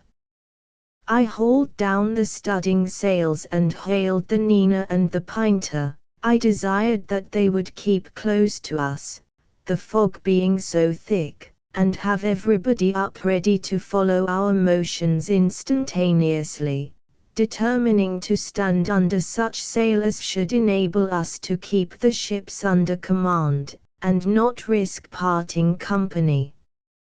Soon afterwards, we saw something on the bow, which from the appearance we took to be islands, and thought we had not stood far enough out. The ship's company raised a cheer. I hauled up immediately to the NNW, and was soon undeceived, finding it to be a moderate-sized sea serpent, which we could not clear upon that tack. We tacked immediately, but the wind and sea both setting directly upon it, we neared it very fast, and were within a little more than a cable's length of the animal whilst in stays. The doctor, who has always scoffed at the idea of the sea serpent, which, he said, was a traveller's tale, adding, sarcastically, and, I think, very inconsiderately, like the Western Passage to China, was silent all the evening. Prefer this to his irritating reiteration of that silly Andalusian song, and if we ever get back to Spain we will never, never, never go to sea again, which he is so fond of indulging in. Sea serpent of the ordinary kind, with a white ring round its neck and a tufted crest. Not so large as the Icelandic specimens. Expect to reach China in 10 days' time, should the weather be favorable. Officers and ship's company in decidedly less good spirits since the foggy weather began.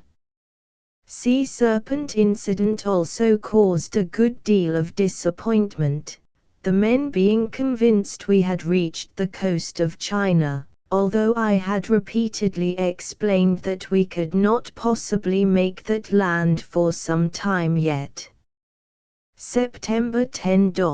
Lost the Nina and the Pinter twice in the night from the very thick fog.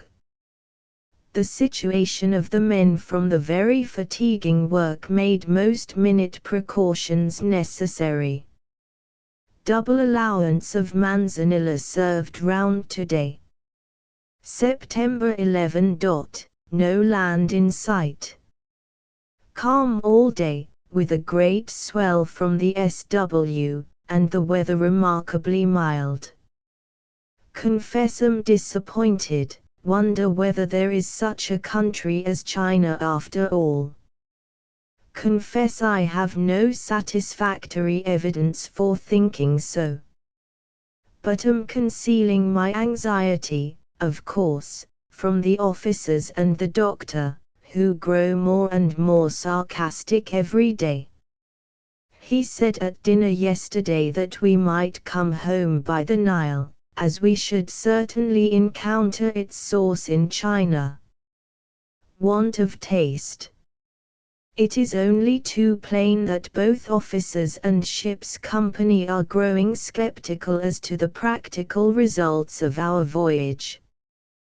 Wish the King and Queen of Spain had been a little less sanguine.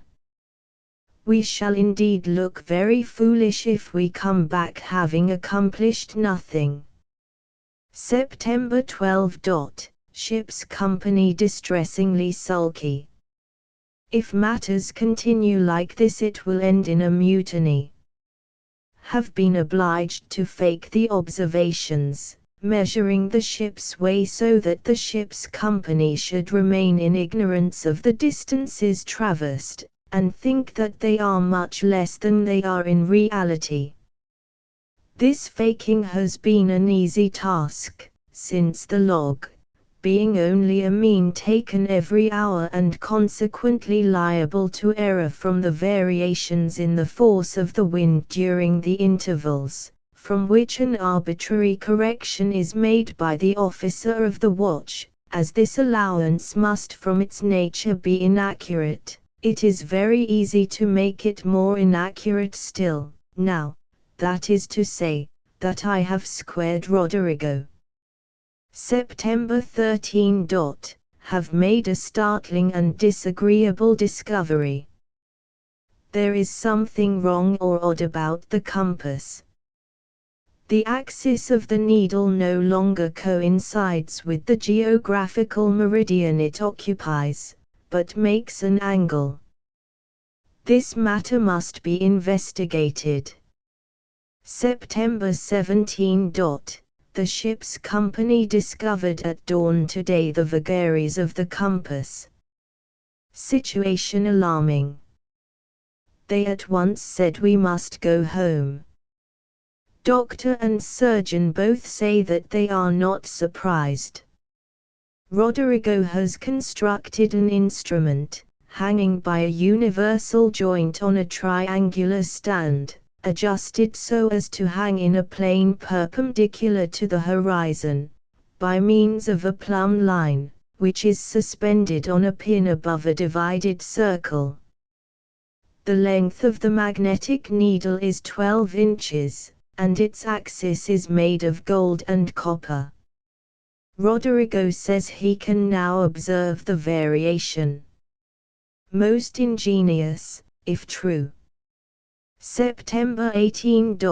Everybody expects to see land today. Why, I can't think. Sailors sometimes have strange superstitions. September 25. We are now 475 leagues from the Canaries. No sign of land. I am quite convinced personally that there is no chance of our ever reaching land this voyage. I knew from the first the affair was hopeless. Feel certain we cannot be near China or India. Unfortunately, my conviction, which I have never expressed, is shared by the ship's company, who showed signs of positive mutiny today. Calmed them as best I could with soothing words and old sherry. Steered S to W. September 26. Steered W. No sign of anything. Wish we had never left Spain. The alguazil disgracefully drunk again last night, and rude in his cups. Doctor sarcastic. Surgeon seasick. Ship's company mutinous. Have a bad headache. Never did like the sea. It never agreed with my liver. October 7. I ordered the allowance of liquor to be altered, serving the ship's company 1/4 of their allowance in manzanilla and the other 3/4 in brandy. 1/2 of this allowance was served before dinner, and the other half in the evening. Result satisfactory. Altered course W to SW. October 10. Mutiny. Ship's company refuse to go on. Insist on returning to Spain. If I refuse they threaten to kill me, but I fear they will kill me if I consent. Otherwise the matter would be simple. Have asked for 3 days respite. Rodrigo saw a piece of driftwood and a small bird called a redpoll. Thinks we are not far from land. Too good to be true. October 11. Saw a light on starboard bow, but am not quite certain that it wasn't a star. October 12. Rodrigo saw the land at 2 in the morning. The king promised a reward of 10,000 maravedis to whoever saw land first. Clearly this reward is mine, as the light I saw on Thursday night was not a star. Explained this to Rodrigo, who lost his temper, and said that if he didn't get the reward he would turn Mohammedan. The land is, of course, the coast of China. I always said it was somewhere about here. stood in to make the land. Anchored with the best bower in 11 fathoms, soft clay. Hoisted Spanish flag, took possession of the country, which seems to be India, and not China, after all. Call it West India or Hispaniola. Natives talk in a drawling sing-song, chew tobacco and gum, and drink manzanilla and vermouth mixed, icing the drink. This is a very gratifying mixture. It is called a cola de gallo. They have a round game of cards with counters, called chips, in which you pretend to hold better cards than you do hold in reality. Played and lost. Natives very sharp. 18 from the Diary of the Man in the Iron Mask Pignroll, the 21st of August, 1669. Have at last, I think, attained my heart's desire. Arrived last night under the pseudonym of Eustache Danger. Found everything fairly satisfactory. That is to say, the King's promises to me with regard to the absolute solitude I crave have been carried out as far as was possible in the time. The prison is not finished, and this accounts for a fact which annoyed me not a little on my arrival. I found that the walls of my room were not of the thickness promised, so that, should any one be lodged next door to me, which heaven forfend, he might have the bad taste to try and communicate with me by knocking on the wall. I wear a black velvet mask, and the King solemnly promised me that if any officer were to dare to ask me who I was, he would be instantly dismissed. The 22nd of August, 1669. So far so good. Saint Mars, the governor of the prison, is certainly doing his best. But last night, when he brought me my dinner, he forgot himself and said, "Bonsoir, monsieur. If he does this again he will have to be removed." I did not come here to be bothered with conversation. August 25. I am enjoying myself immensely. The relief of waking up in the morning and of gradually becoming conscious that it will not be necessary, a. to dress in court clothes, b. to go out hunting, c. to attend the King's lever, or still worse, his coucher, d. to play cards and lose, e. to listen to a play performed in a private house, f. to laugh at Madame S. chaff, g. to make love to J. H. to pretend to enjoy the beauties of nature, I. to hear and give opinions on Molière, j. to sit through the long, long dinner, k. to talk philosophy with Mademoiselle L. to find fault with my servant for giving me the wrong stockings, m. to wait for hours in the crown of the Aile de Boeuf, n. to be taken to the window by the English ambassador and asked if I think the Spaniards really mean business, o. to talk internal politics with Louvois, p. to listen to Le Notre's account of Lord Carlisle's new garden, q.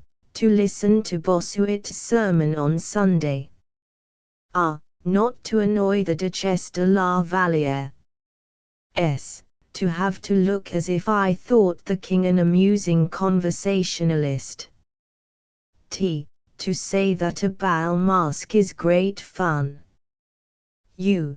to go to the opera at the back of a box, v. to pretend I like Dutch pictures, W. To dance all night in a room like a monkey cage. X. To read the Gazette. Y. To be civil to the German ambassadress. Z. To change my clothes 3 times a day. That is my alphabet of negation. It is incomplete. Yet to write it and read it over and over again fills me with ecstasy. March 1670. A most annoying incident happened today. The upper tower, at the western angle of the castle, is occupied by Fouquet and Lausanne. The king promised me solemnly that neither of them should be allowed to hold any communication with me. Today one of Fouquet's servants entered my room and spoke to me, asking me whether I had anything of importance to communicate. I told him very sharply to go to the devil. If this happens again I shall ask to be moved to a quieter prison. It is extraordinary that even in a place like this one cannot be free from the importunity and the impertinence of human curiosity. April 3rd, 1670. As the days go on, I enjoy myself more and more. A cargo of books arrived yesterday from Paris, sent by the king. But Saint Mars had the good sense not to bring them to me. He merely notified the fact on a slip of paper, which he left on my plate. I scribbled a note to the effect that he could throw them to the bottom of the sea, or read them himself, or give them to Fouquet's servant. Books indeed.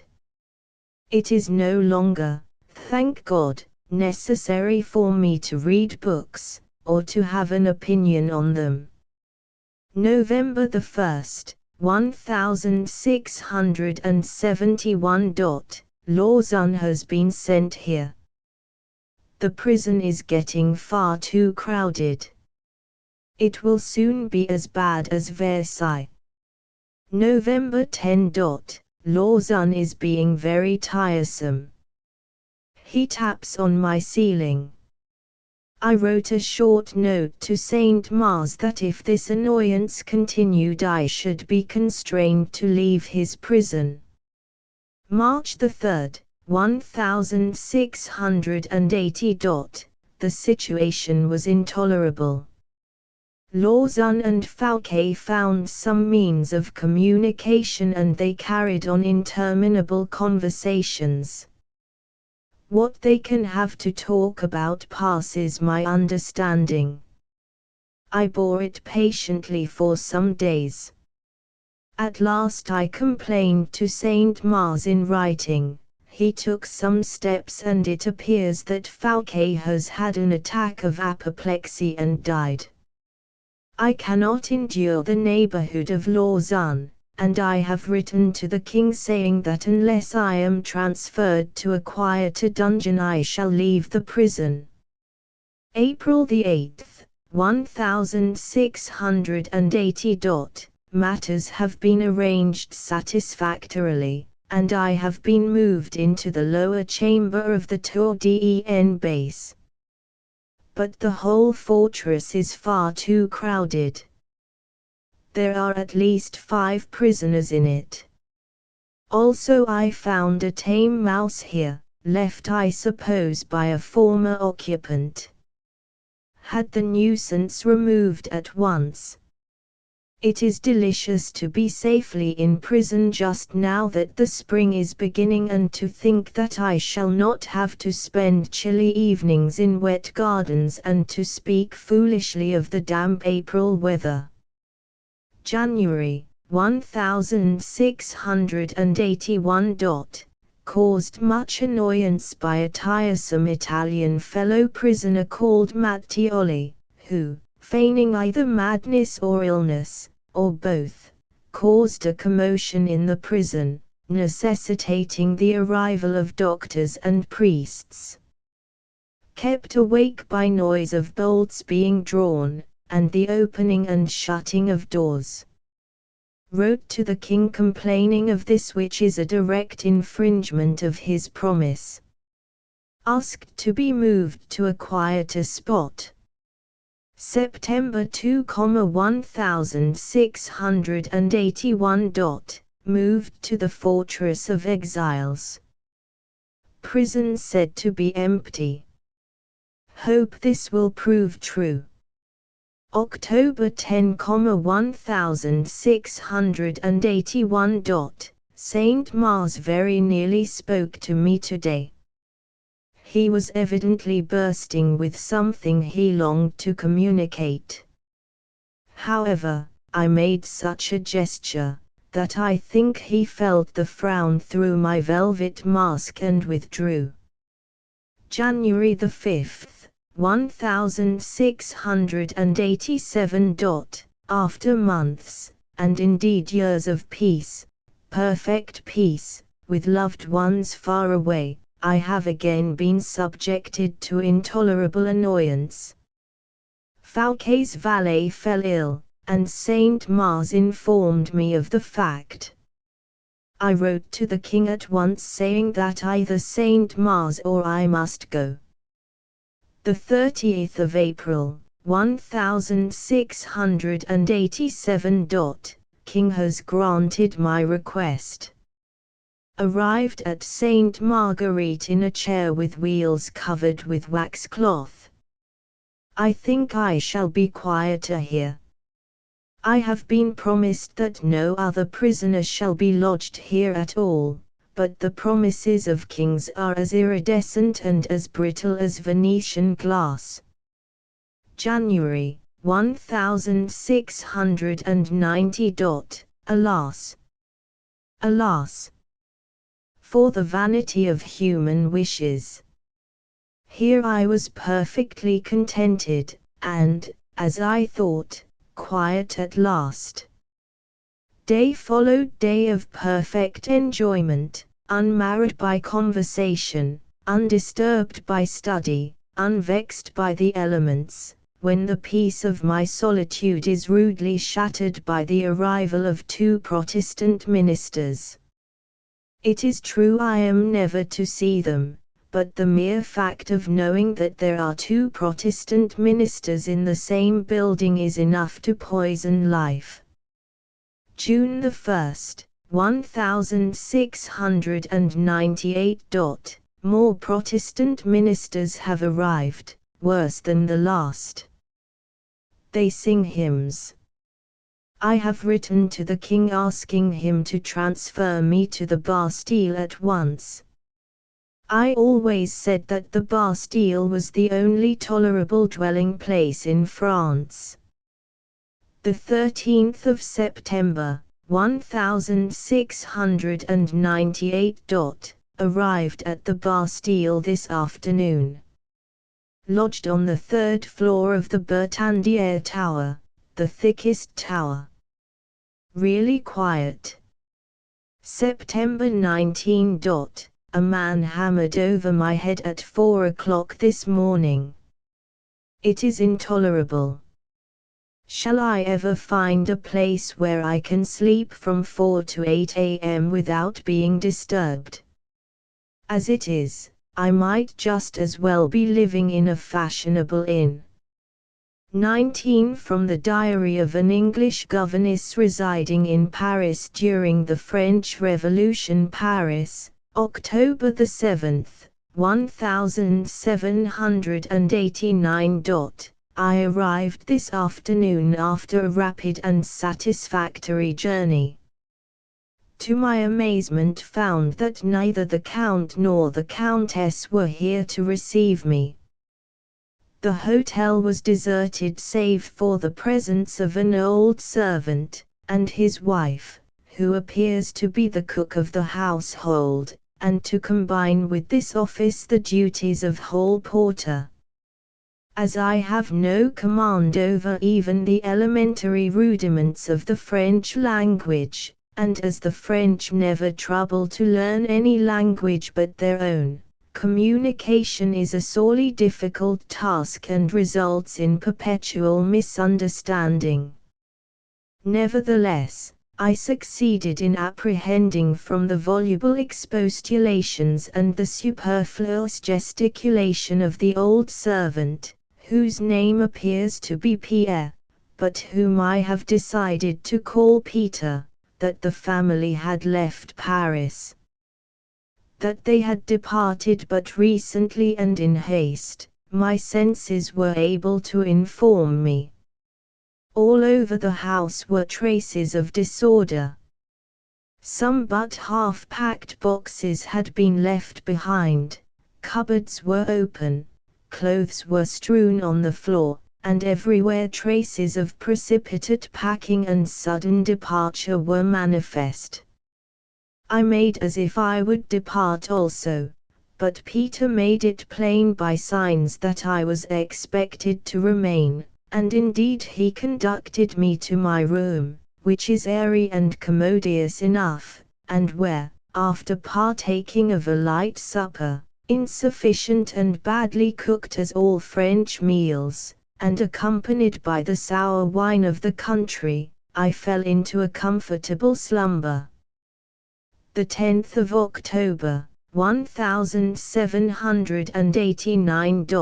I have now been here 3 days, and as yet I have received neither message, nor token, nor sign from the departed family, nor can I ascertain from Peter or his wife, the obtuse menials who are the sole occupants of this in some respects elegant mansion, whither they have gone, whether they are loitering in their country seat, or whether they have started on a longer peregrination.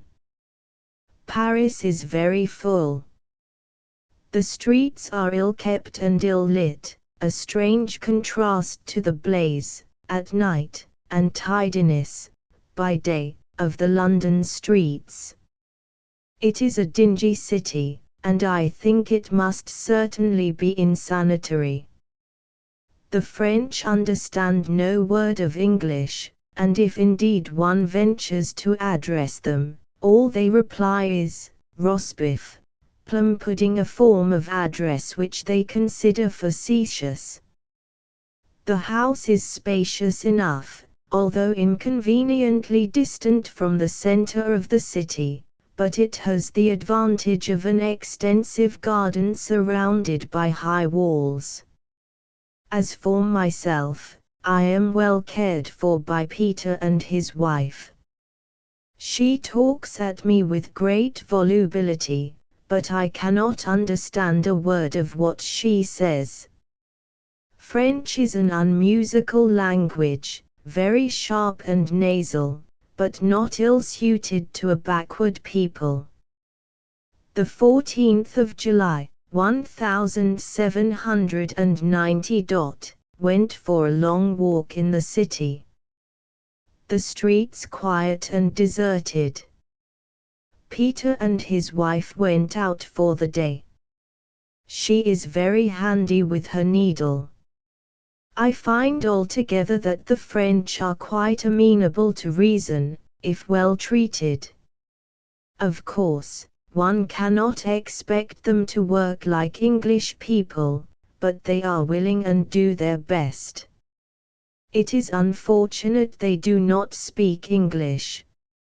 Received last quarter's salary through the usual channel. No further views. March the 4th, 1792. Went out in the evening with Peter and his wife. They took me to the opera house, having apparently received tickets from a friend connected with theatrical affairs. Castor and Pillars was the name of the opera. The scenery was gorgeous, and the ballets very skillfully performed. The opera was given in French, so that I could not follow the words. Weather grey and dark. Boulevards as usual ill-lit, but crowded with people coming from the coffee houses, the theatres and the out-of-door dining houses, all singing at the top of their voices. Returned home between 9 and 10. March the 6th, 1792.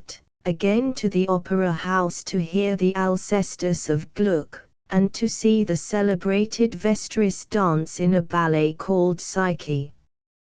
Scenery as usual gorgeous, singing nasal and most unpleasing. The 13th of August, 1792. Nothing worth recording. Spend most of the days in the garden. Weather hot. French people vulgar and loud in their holiday making, partial also to fireworks, explosives, firing of guns, etc. I now make a point of staying at home on feast days and holidays, of which there are far too many. Sunday, September the 2nd, 1792. Read the morning service in the garden. Sultry. The 21st of January, 1793. Shops shut this morning, although it is Monday. No salary received for the last 2 quarters. The 10th of November, 1793. Sunday. Started out to walk along the river in spite of the damp weather.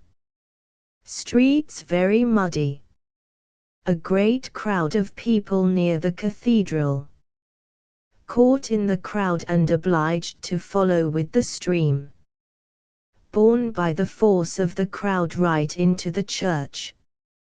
Deeply shocked and disgusted at the display of Romish superstition. A live woman resembling a play actress throned near the altar, representing no doubt the Virgin Mary. Most reprehensible. Was obliged to assist at the mummery until the crowd departed. Think I have taken cold. The 11th of November, 1793. Have indeed taken cold in consequence of yesterday's outing. Remained indoors all day. Peter and his wife most obliging. They made me some hot negus flavored with black currant, not unpalatable. November 12, 1793. Cold worse. Suffering from ache in the bones as well. Shall not get up tomorrow. Peter's wife spent much time in talking and screaming at me. Gathered from her rapid and unintelligible jargon that she wished me to see a doctor. Shook my head vehemently. Shall certainly not put myself in the hands of a French doctor. One never knows what foreigners may prescribe. January the 1st, 1794. Came downstairs for the first time since I have been laid up. Made many good resolutions for the new year. Among others to keep my journal more diligently. The 30th of May, 1794. Walked in the garden for the first time since my relapse. Peter's wife has nursed me with much care and tenderness. Still very weak. The 30th of July, 1794. First walk in the city since my long illness. Feel really better. Bought a lace kerchief. October the 1st, 1794. The family, that is to say, the Countess and her 2 daughters, arrived unexpectedly in the night. Countess simple and kindly, can scarcely speak any English. Begin lessons tomorrow. October the 2nd, 1794. The eldest girl Amelia, aged 7, speaks English but has been shamefully ill-taught during her stay in England, for it appears the family have been in England. She is sadly backward in spelling, but she has a fair accent and is evidently an intelligent child. Unfortunately, she has picked up many unseemly expressions. The Countess suggested my learning French, but I respectfully declined. Reading Pope's essay on man in the evenings. It is improving as well as elegant. XX from the Diary of Hamlet, Prince of Denmark, during his stay at England, whither he was sent to study at the University at Oxford, under the special care of Polonius Balliol College, Monday. Read aloud my essay on equality to the master. It began, treat all men as your equals, especially the rich. The master commented on this sentence. He said, very ribald, Prince Hamlet, very ribald. In training for the annual fencing match between the universities of Oxford and Cambridge. Doing my utmost to reduce my flesh which is far too solid. Tuesday. Went to Abingdon for the day. When I came back I found that havoc had been made of my rooms, both the virginals broken to pieces, all the furniture destroyed, and all my pictures including a signed portrait of Ophelia. Have my suspicions as to who has done this. Shall first make certain and then retaliate terribly. In the meantime it will be politic to conceal my annoyance. Friday. Dined last night with a society of undergraduates who meet together in a barn to discuss falconry and French verse. Rhenish wine served in great quantities. Feigned drunkenness in order to discover who was guilty of taking liberties with my furniture. As I suspected, Rosencrantz and Guildenstern were the culprits. They as good as admitted it in their cups. Intend to be revenged some day, and that royally. Saturday. When we returned home from the barn last night, it was of course necessary for me to keep up the false semblance of intoxication with which I had started the evening. This I did by improvising and singing quaint rhymeless couplets as we strutted across the quadrangle of the college. It so chanced that we encountered the dean, who addressed me. I answered, keeping up the part, buzz. Buzz. Monday. A college meeting was held this morning and I was summoned to appear on the charges, a. of having been intoxicated, b. of having insulted the dean, c. of having persuaded and finally compelled the younger members of the college to drink more than was good for them. To which I replied, a. that seeing that I was in strict training it was obvious that the charge of intoxication was unfounded, b. that so far from insulting the dean, I had addressed him in Danish, and that familiar as I knew him to be with all the languages of Europe and especially the Scandinavian tongues, he had probably not realized to the full the exact shade of deference, respect, and awe which the expression I used implied, c. that as far as the charge of corrupting the young was concerned, I was not ashamed to stand in the same dock with Socrates, and I would cheerfully, if the college authorities and my royal parents thought fit, share the doom of my august master. Finally I reminded the noble and learned assembly that were I to be expelled, even temporarily, from the college I should be unable, to represent the alma mater with the rapier against the University of Cambridge, who had a powerful champion of the noble art in Laertes, a fellow countryman of mine, and b. I should not be able to row in the college boat. I concluded by saying that certain as I was that my royal parents would endorse any decision which should be arrived at by the master and his colleagues, I was convinced that were I to be sent down from the college, my royal father, in order that my studies might not be interrupted, would immediately send me to Cambridge. The net result of all this is that I am admonished. Later in the day I received a note from the dean asking me to dine with him next Thursday. Sunday. Breakfasted with the master to meet the poet laureate, the Archbishop of York, the Lord Chancellor, the French ambassador, and Quattrovalli, a celebrated Italian juggler. The poet laureate read out an ode he had just composed on the king's 6th marriage. Very poor. Monday. Took part in the debate held by the College Debating Society. The subject being whether Homer's epics were written by Homer or by a committee of Athenian dons.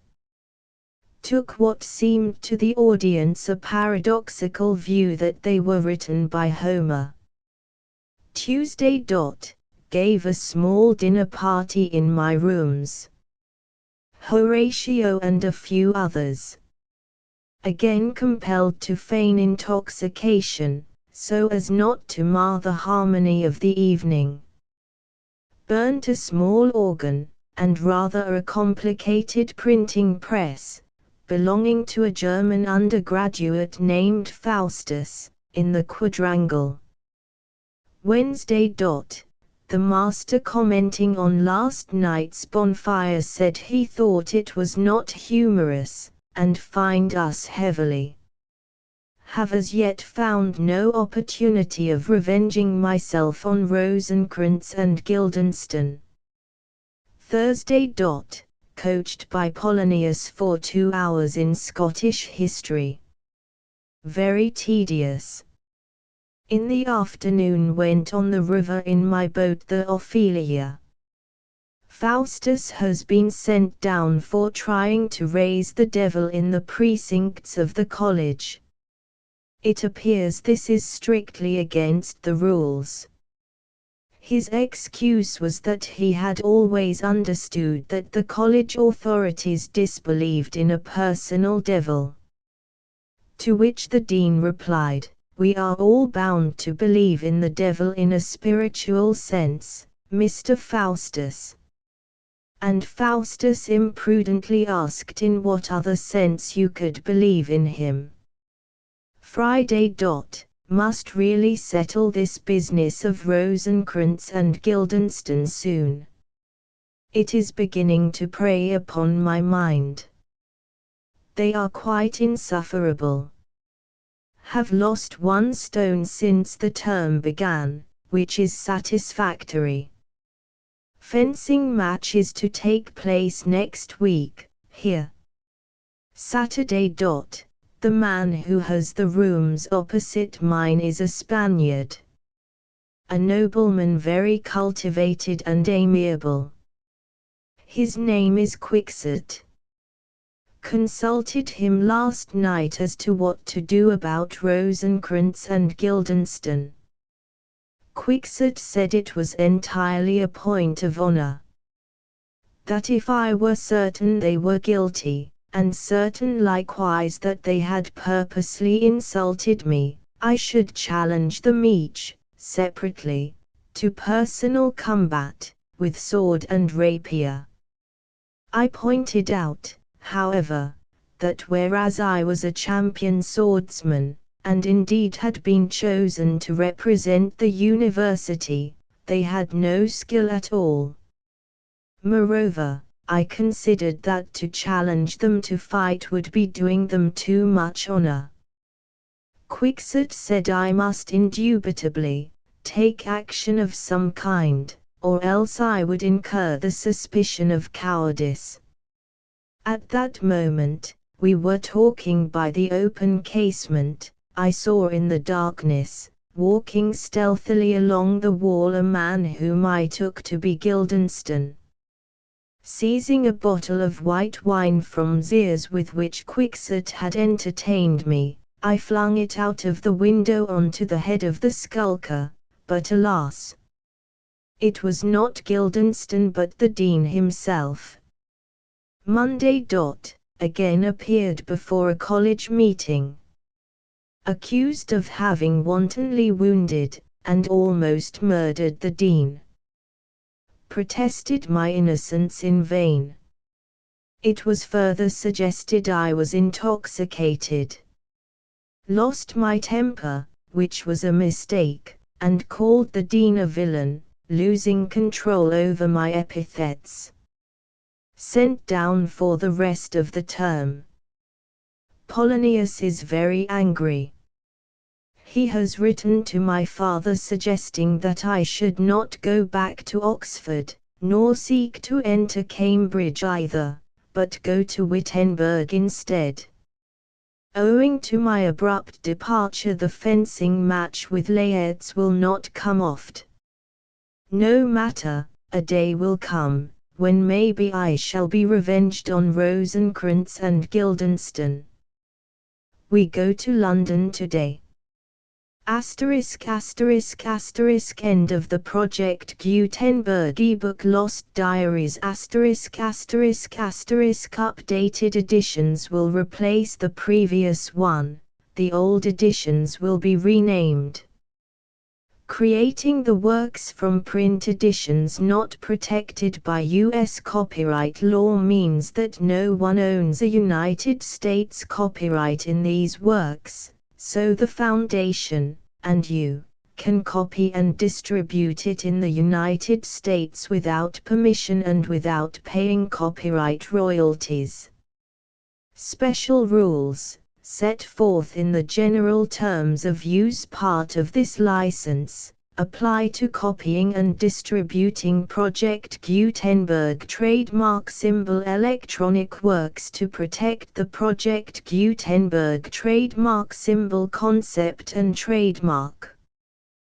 Project Gutenberg is a registered trademark, and may not be used if you charge for an ebook, except by following the terms of the trademark license, including paying royalties for use of the Project Gutenberg trademark.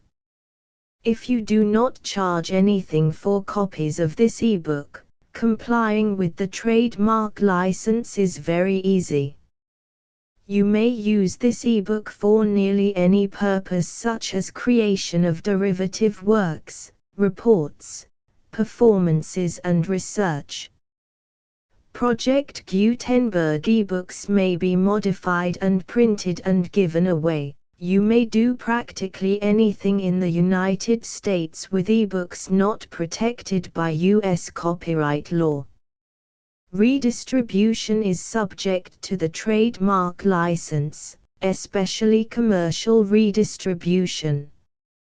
Start. Full license. The full Project Gutenberg license. Please read this before you distribute or use this work to protect the Project Gutenberg trademark symbol mission of promoting the free distribution of electronic works.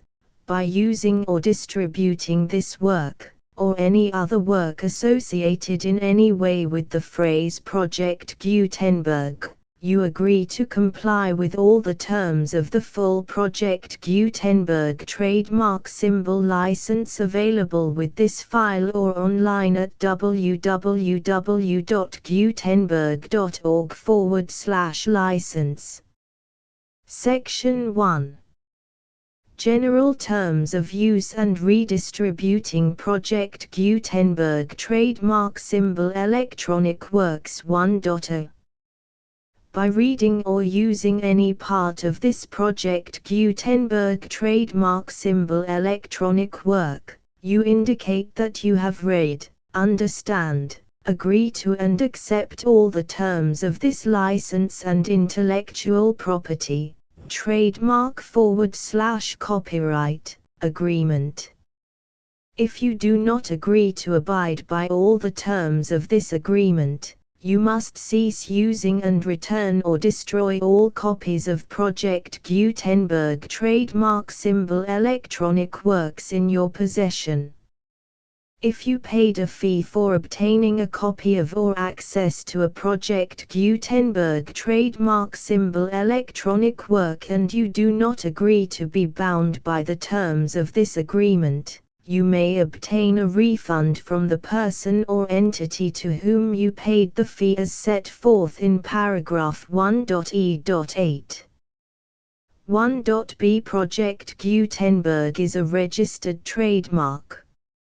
It may only be used on or associated in any way with an electronic work by people who agree to be bound by the terms of this agreement.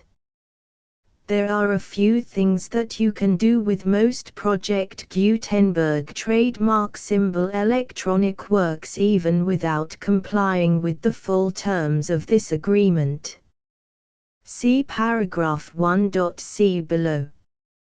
There are a lot of things you can do with Project Gutenberg trademark symbol electronic works if you follow the terms of this agreement and help preserve free future access to Project Gutenberg trademark symbol electronic works. See paragraph 1.e below. 1.c. The Project Gutenberg Literary Archive Foundation, the Foundation or PGLAF, owns a compilation copyright in the collection of Project Gutenberg trademark symbol electronic works. Nearly all the individual works in the collection are in the public domain in the United States. If an individual work is unprotected by copyright law in the United States and you are located in the United States, we do not claim a right to prevent you from copying, distributing, performing, displaying or creating derivative works based on the work as long as all references to Project Gutenberg are removed. Of course, we hope that you will support the Project Gutenberg trademark symbol mission of promoting free access to electronic works by freely sharing Project Gutenberg trademark symbol works in compliance with the terms of this agreement for keeping the Project Gutenberg trademark symbol name associated with the work. You can easily comply with the terms of this agreement by keeping this work in the same format with its attached full Project Gutenberg trademark symbol license when you share it without charge with others. 1.d. The copyright laws of the place where you are located also govern what you can do with this work. Copyright laws in most countries are in a constant state of change. If you are outside the United States, check the laws of your country in addition to the terms of this agreement before downloading, copying, displaying, performing, distributing or creating derivative works based on this work or any other Project Gutenberg trademark symbol work. The Foundation makes no representations concerning the copyright status of any work in any country other than the United States. 1.e unless you have removed all references to Project Gutenberg. 1.e.1. The following sentence, with active links to, or other immediate access to, the full Project Gutenberg trademark symbol license must appear prominently whenever any copy of a Project Gutenberg trademark symbol work, any work on which the phrase Project Gutenberg appears, or with which the phrase Project Gutenberg is associated, is accessed, displayed, performed, viewed, copied or distributed. This ebook is for the use of anyone anywhere in the United States and most other parts of the world at no cost and with almost no restrictions whatsoever. You may copy it, give it away or reuse it under the terms of the Project Gutenberg license included with this ebook or online at www.gutenberg.org. If you are not located in the United States, you will have to check the laws of the country where you are located before using this ebook. 1.e.2. If an individual Project Gutenberg trademark symbol electronic work is derived from texts not protected by U.S. copyright law, does not contain a notice indicating that it is posted with permission of the copyright holder, the work can be copied and distributed to anyone in the United States without paying any fees or charges.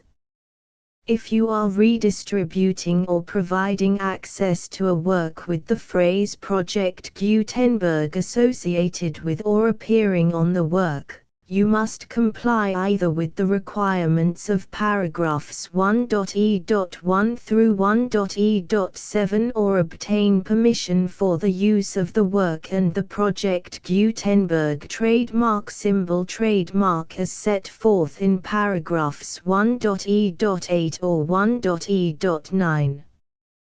1.e.3.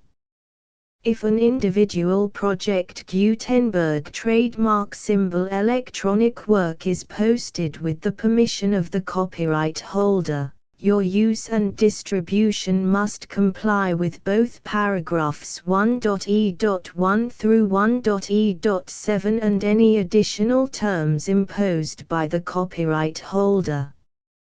Additional terms will be linked to the Project Gutenberg trademark symbol license for all works posted with the permission of the copyright holder found at the beginning of this work. 1.e.4. Do not unlink or detach or remove the full Project Gutenberg trademark symbol license terms from this work, or any files containing a part of this work or any other work associated with Project Gutenberg trademark symbol. 1.e.5.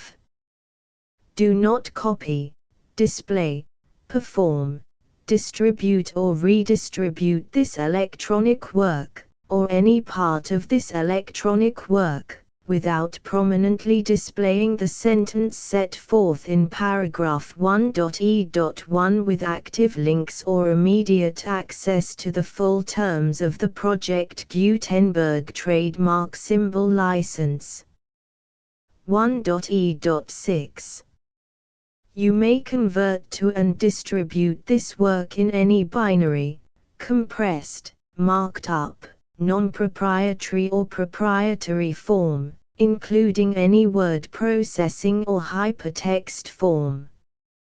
However, if you provide access to or distribute copies of a Project Gutenberg trademark symbol work in a format other than plain vanilla ASCII or other format used in the official version posted on the official Project Gutenberg trademark symbol website, www.gutenberg.org, you must, at no additional cost, fee or expense to the user, provide a copy, a means of exporting a copy, or a means of obtaining a copy upon request, of the work in its original plain vanilla ASCII or other form. Any alternate format must include the full Project Gutenberg trademark symbol license as specified in paragraph 1.e.1.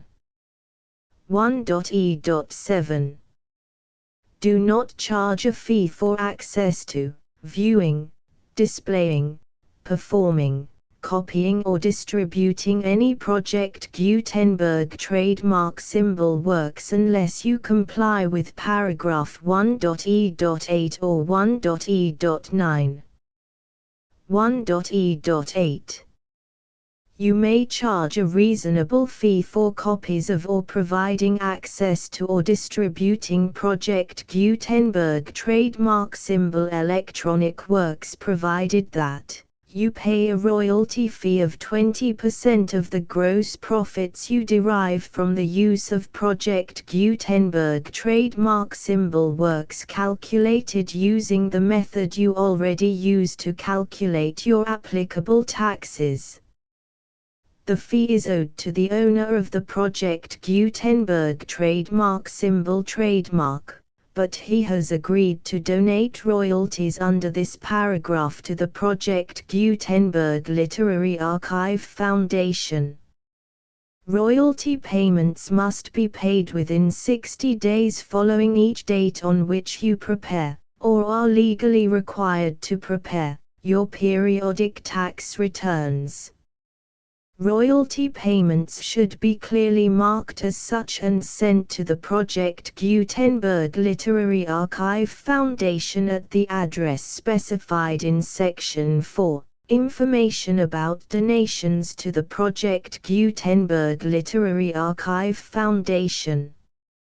You provide a full refund of any money paid by a user who notifies you in writing, or by email, within 30 days of receipt that he does not agree to the terms of the full Project Gutenberg trademark symbol license. You must require such a user to return or destroy all copies of the works possessed in a physical medium and discontinue all use of and all access to other copies of Project Gutenberg trademark symbol works. You provide, in accordance with paragraph 1.f.3, a full refund of any money paid for a work or a replacement copy, if a defect in the electronic work is discovered and reported to you within 90 days of receipt of the work. You comply with all other terms of this agreement for free distribution of Project Gutenberg trademark symbol works. 1.e.9. If you wish to charge a fee or distribute a Project Gutenberg trademark symbol electronic work or group of works on different terms than are set forth in this agreement, you must obtain permission in writing from the Project Gutenberg Literary Archive Foundation, the manager of the Project Gutenberg trademark symbol trademark. Contact the Foundation as set forth in Section 3 below. 1.f1.f.1.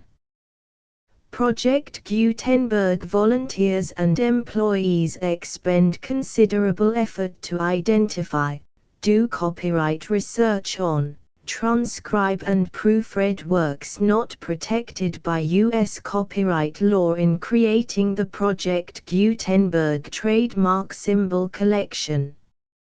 Despite these efforts, Project Gutenberg trademark symbol electronic works, and the medium on which they may be stored, may contain defects such as, but not limited to, incomplete, inaccurate or corrupt data, transcription errors, a copyright or other intellectual property infringement, a defective or damaged disk or other medium, a computer virus, or computer codes that damage or cannot be read by your equipment. 1.f.2. Limited warranty. Disclaimer of damages, except for the right of replacement or refund described in paragraph 1.f.3. The Project Gutenberg Literary Archive Foundation, the owner of the Project Gutenberg trademark symbol trademark, and any other party distributing a Project Gutenberg trademark symbol electronic work under this agreement, disclaim all liability to you for damages, costs and expenses, including legal fees. You agree that you have no remedies for negligence, strict liability, breach of warranty or breach of contract except those provided in paragraph 1.f.3. You agree that the foundation, the trademark owner, and any distributor under this agreement will not be liable to you for actual, direct, indirect, consequential, punitive or incidental damages even if you give notice of the possibility of such damage. 1.f.3. Limited right of replacement or refund. If you discover a defect in this electronic work within 90 days of receiving it, you can receive a refund of the money, if any, you paid for it by sending a written explanation to the person you received the work from. If you received the work on a physical medium, you must return the medium with your written explanation. The person or entity that provided you with the defective work may elect to provide a replacement copy in lieu of a refund. If you received the work electronically, the person or entity providing it to you may choose to give you a second opportunity to receive the work electronically in lieu of a refund. If the second copy is also defective, you may demand a refund in writing without further opportunities to fix the problem. 1.f.4. Except for the limited right of replacement or refund set forth in paragraph 1.f.3, this work is provided to you as is, with no other warranties of any kind, express or implied, including but not limited to warranties of merchantability or fitness for any purpose. 1.f.5. Some states do not allow disclaimers of certain implied warranties or the exclusion or limitation of certain types of damages. If any disclaimer or limitation set forth in this agreement violates the law of the state applicable to this agreement, the agreement shall be interpreted to make the maximum disclaimer or limitation permitted by the applicable state law. The invalidity or unenforceability of any provision of this agreement shall not void the remaining provisions. 1.f.6. Indemnity. You agree to indemnify and hold the foundation, the trademark owner, any agent or employee of the foundation, anyone providing copies of Project Gutenberg trademark symbol electronic works in accordance with this agreement, and any volunteers associated with the production, promotion and distribution of Project Gutenberg trademark symbol electronic works, harmless from all liability, costs and expenses, including legal fees, that arise directly or indirectly from any of the following which you do or cause to occur. A. Distribution of this or any Project Gutenberg trademark symbol work. B. Alteration, modification, or additions or deletions to any Project Gutenberg trademark symbol work, and C. Any defect you cause. Section 2. Information about the mission of Project Gutenberg trademark symbol. Project Gutenberg trademark symbol is synonymous with the free distribution of electronic works in formats readable by the widest variety of computers, including obsolete, old, middle-aged and new computers. It exists because of the efforts of hundreds of volunteers and donations from people in all walks of life. Volunteers and financial support to provide volunteers with the assistance they need are critical to reaching Project Gutenberg trademark symbol's goals and ensuring that the Project Gutenberg trademark symbol collection will remain freely available for generations to come.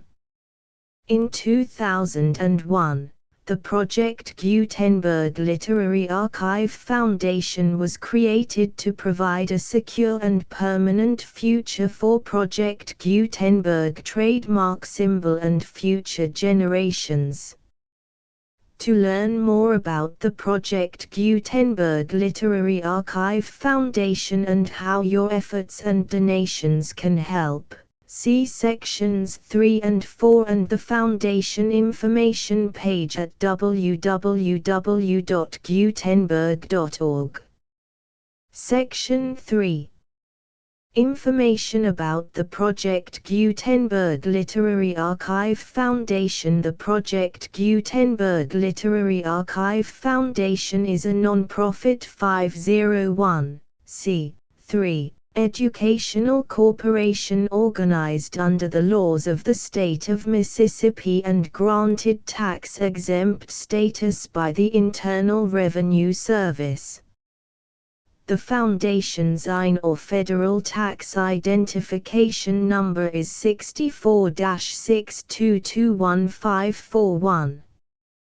Contributions to the Project Gutenberg Literary Archive Foundation are tax-deductible to the full extent permitted by U.S. federal laws and your state's laws.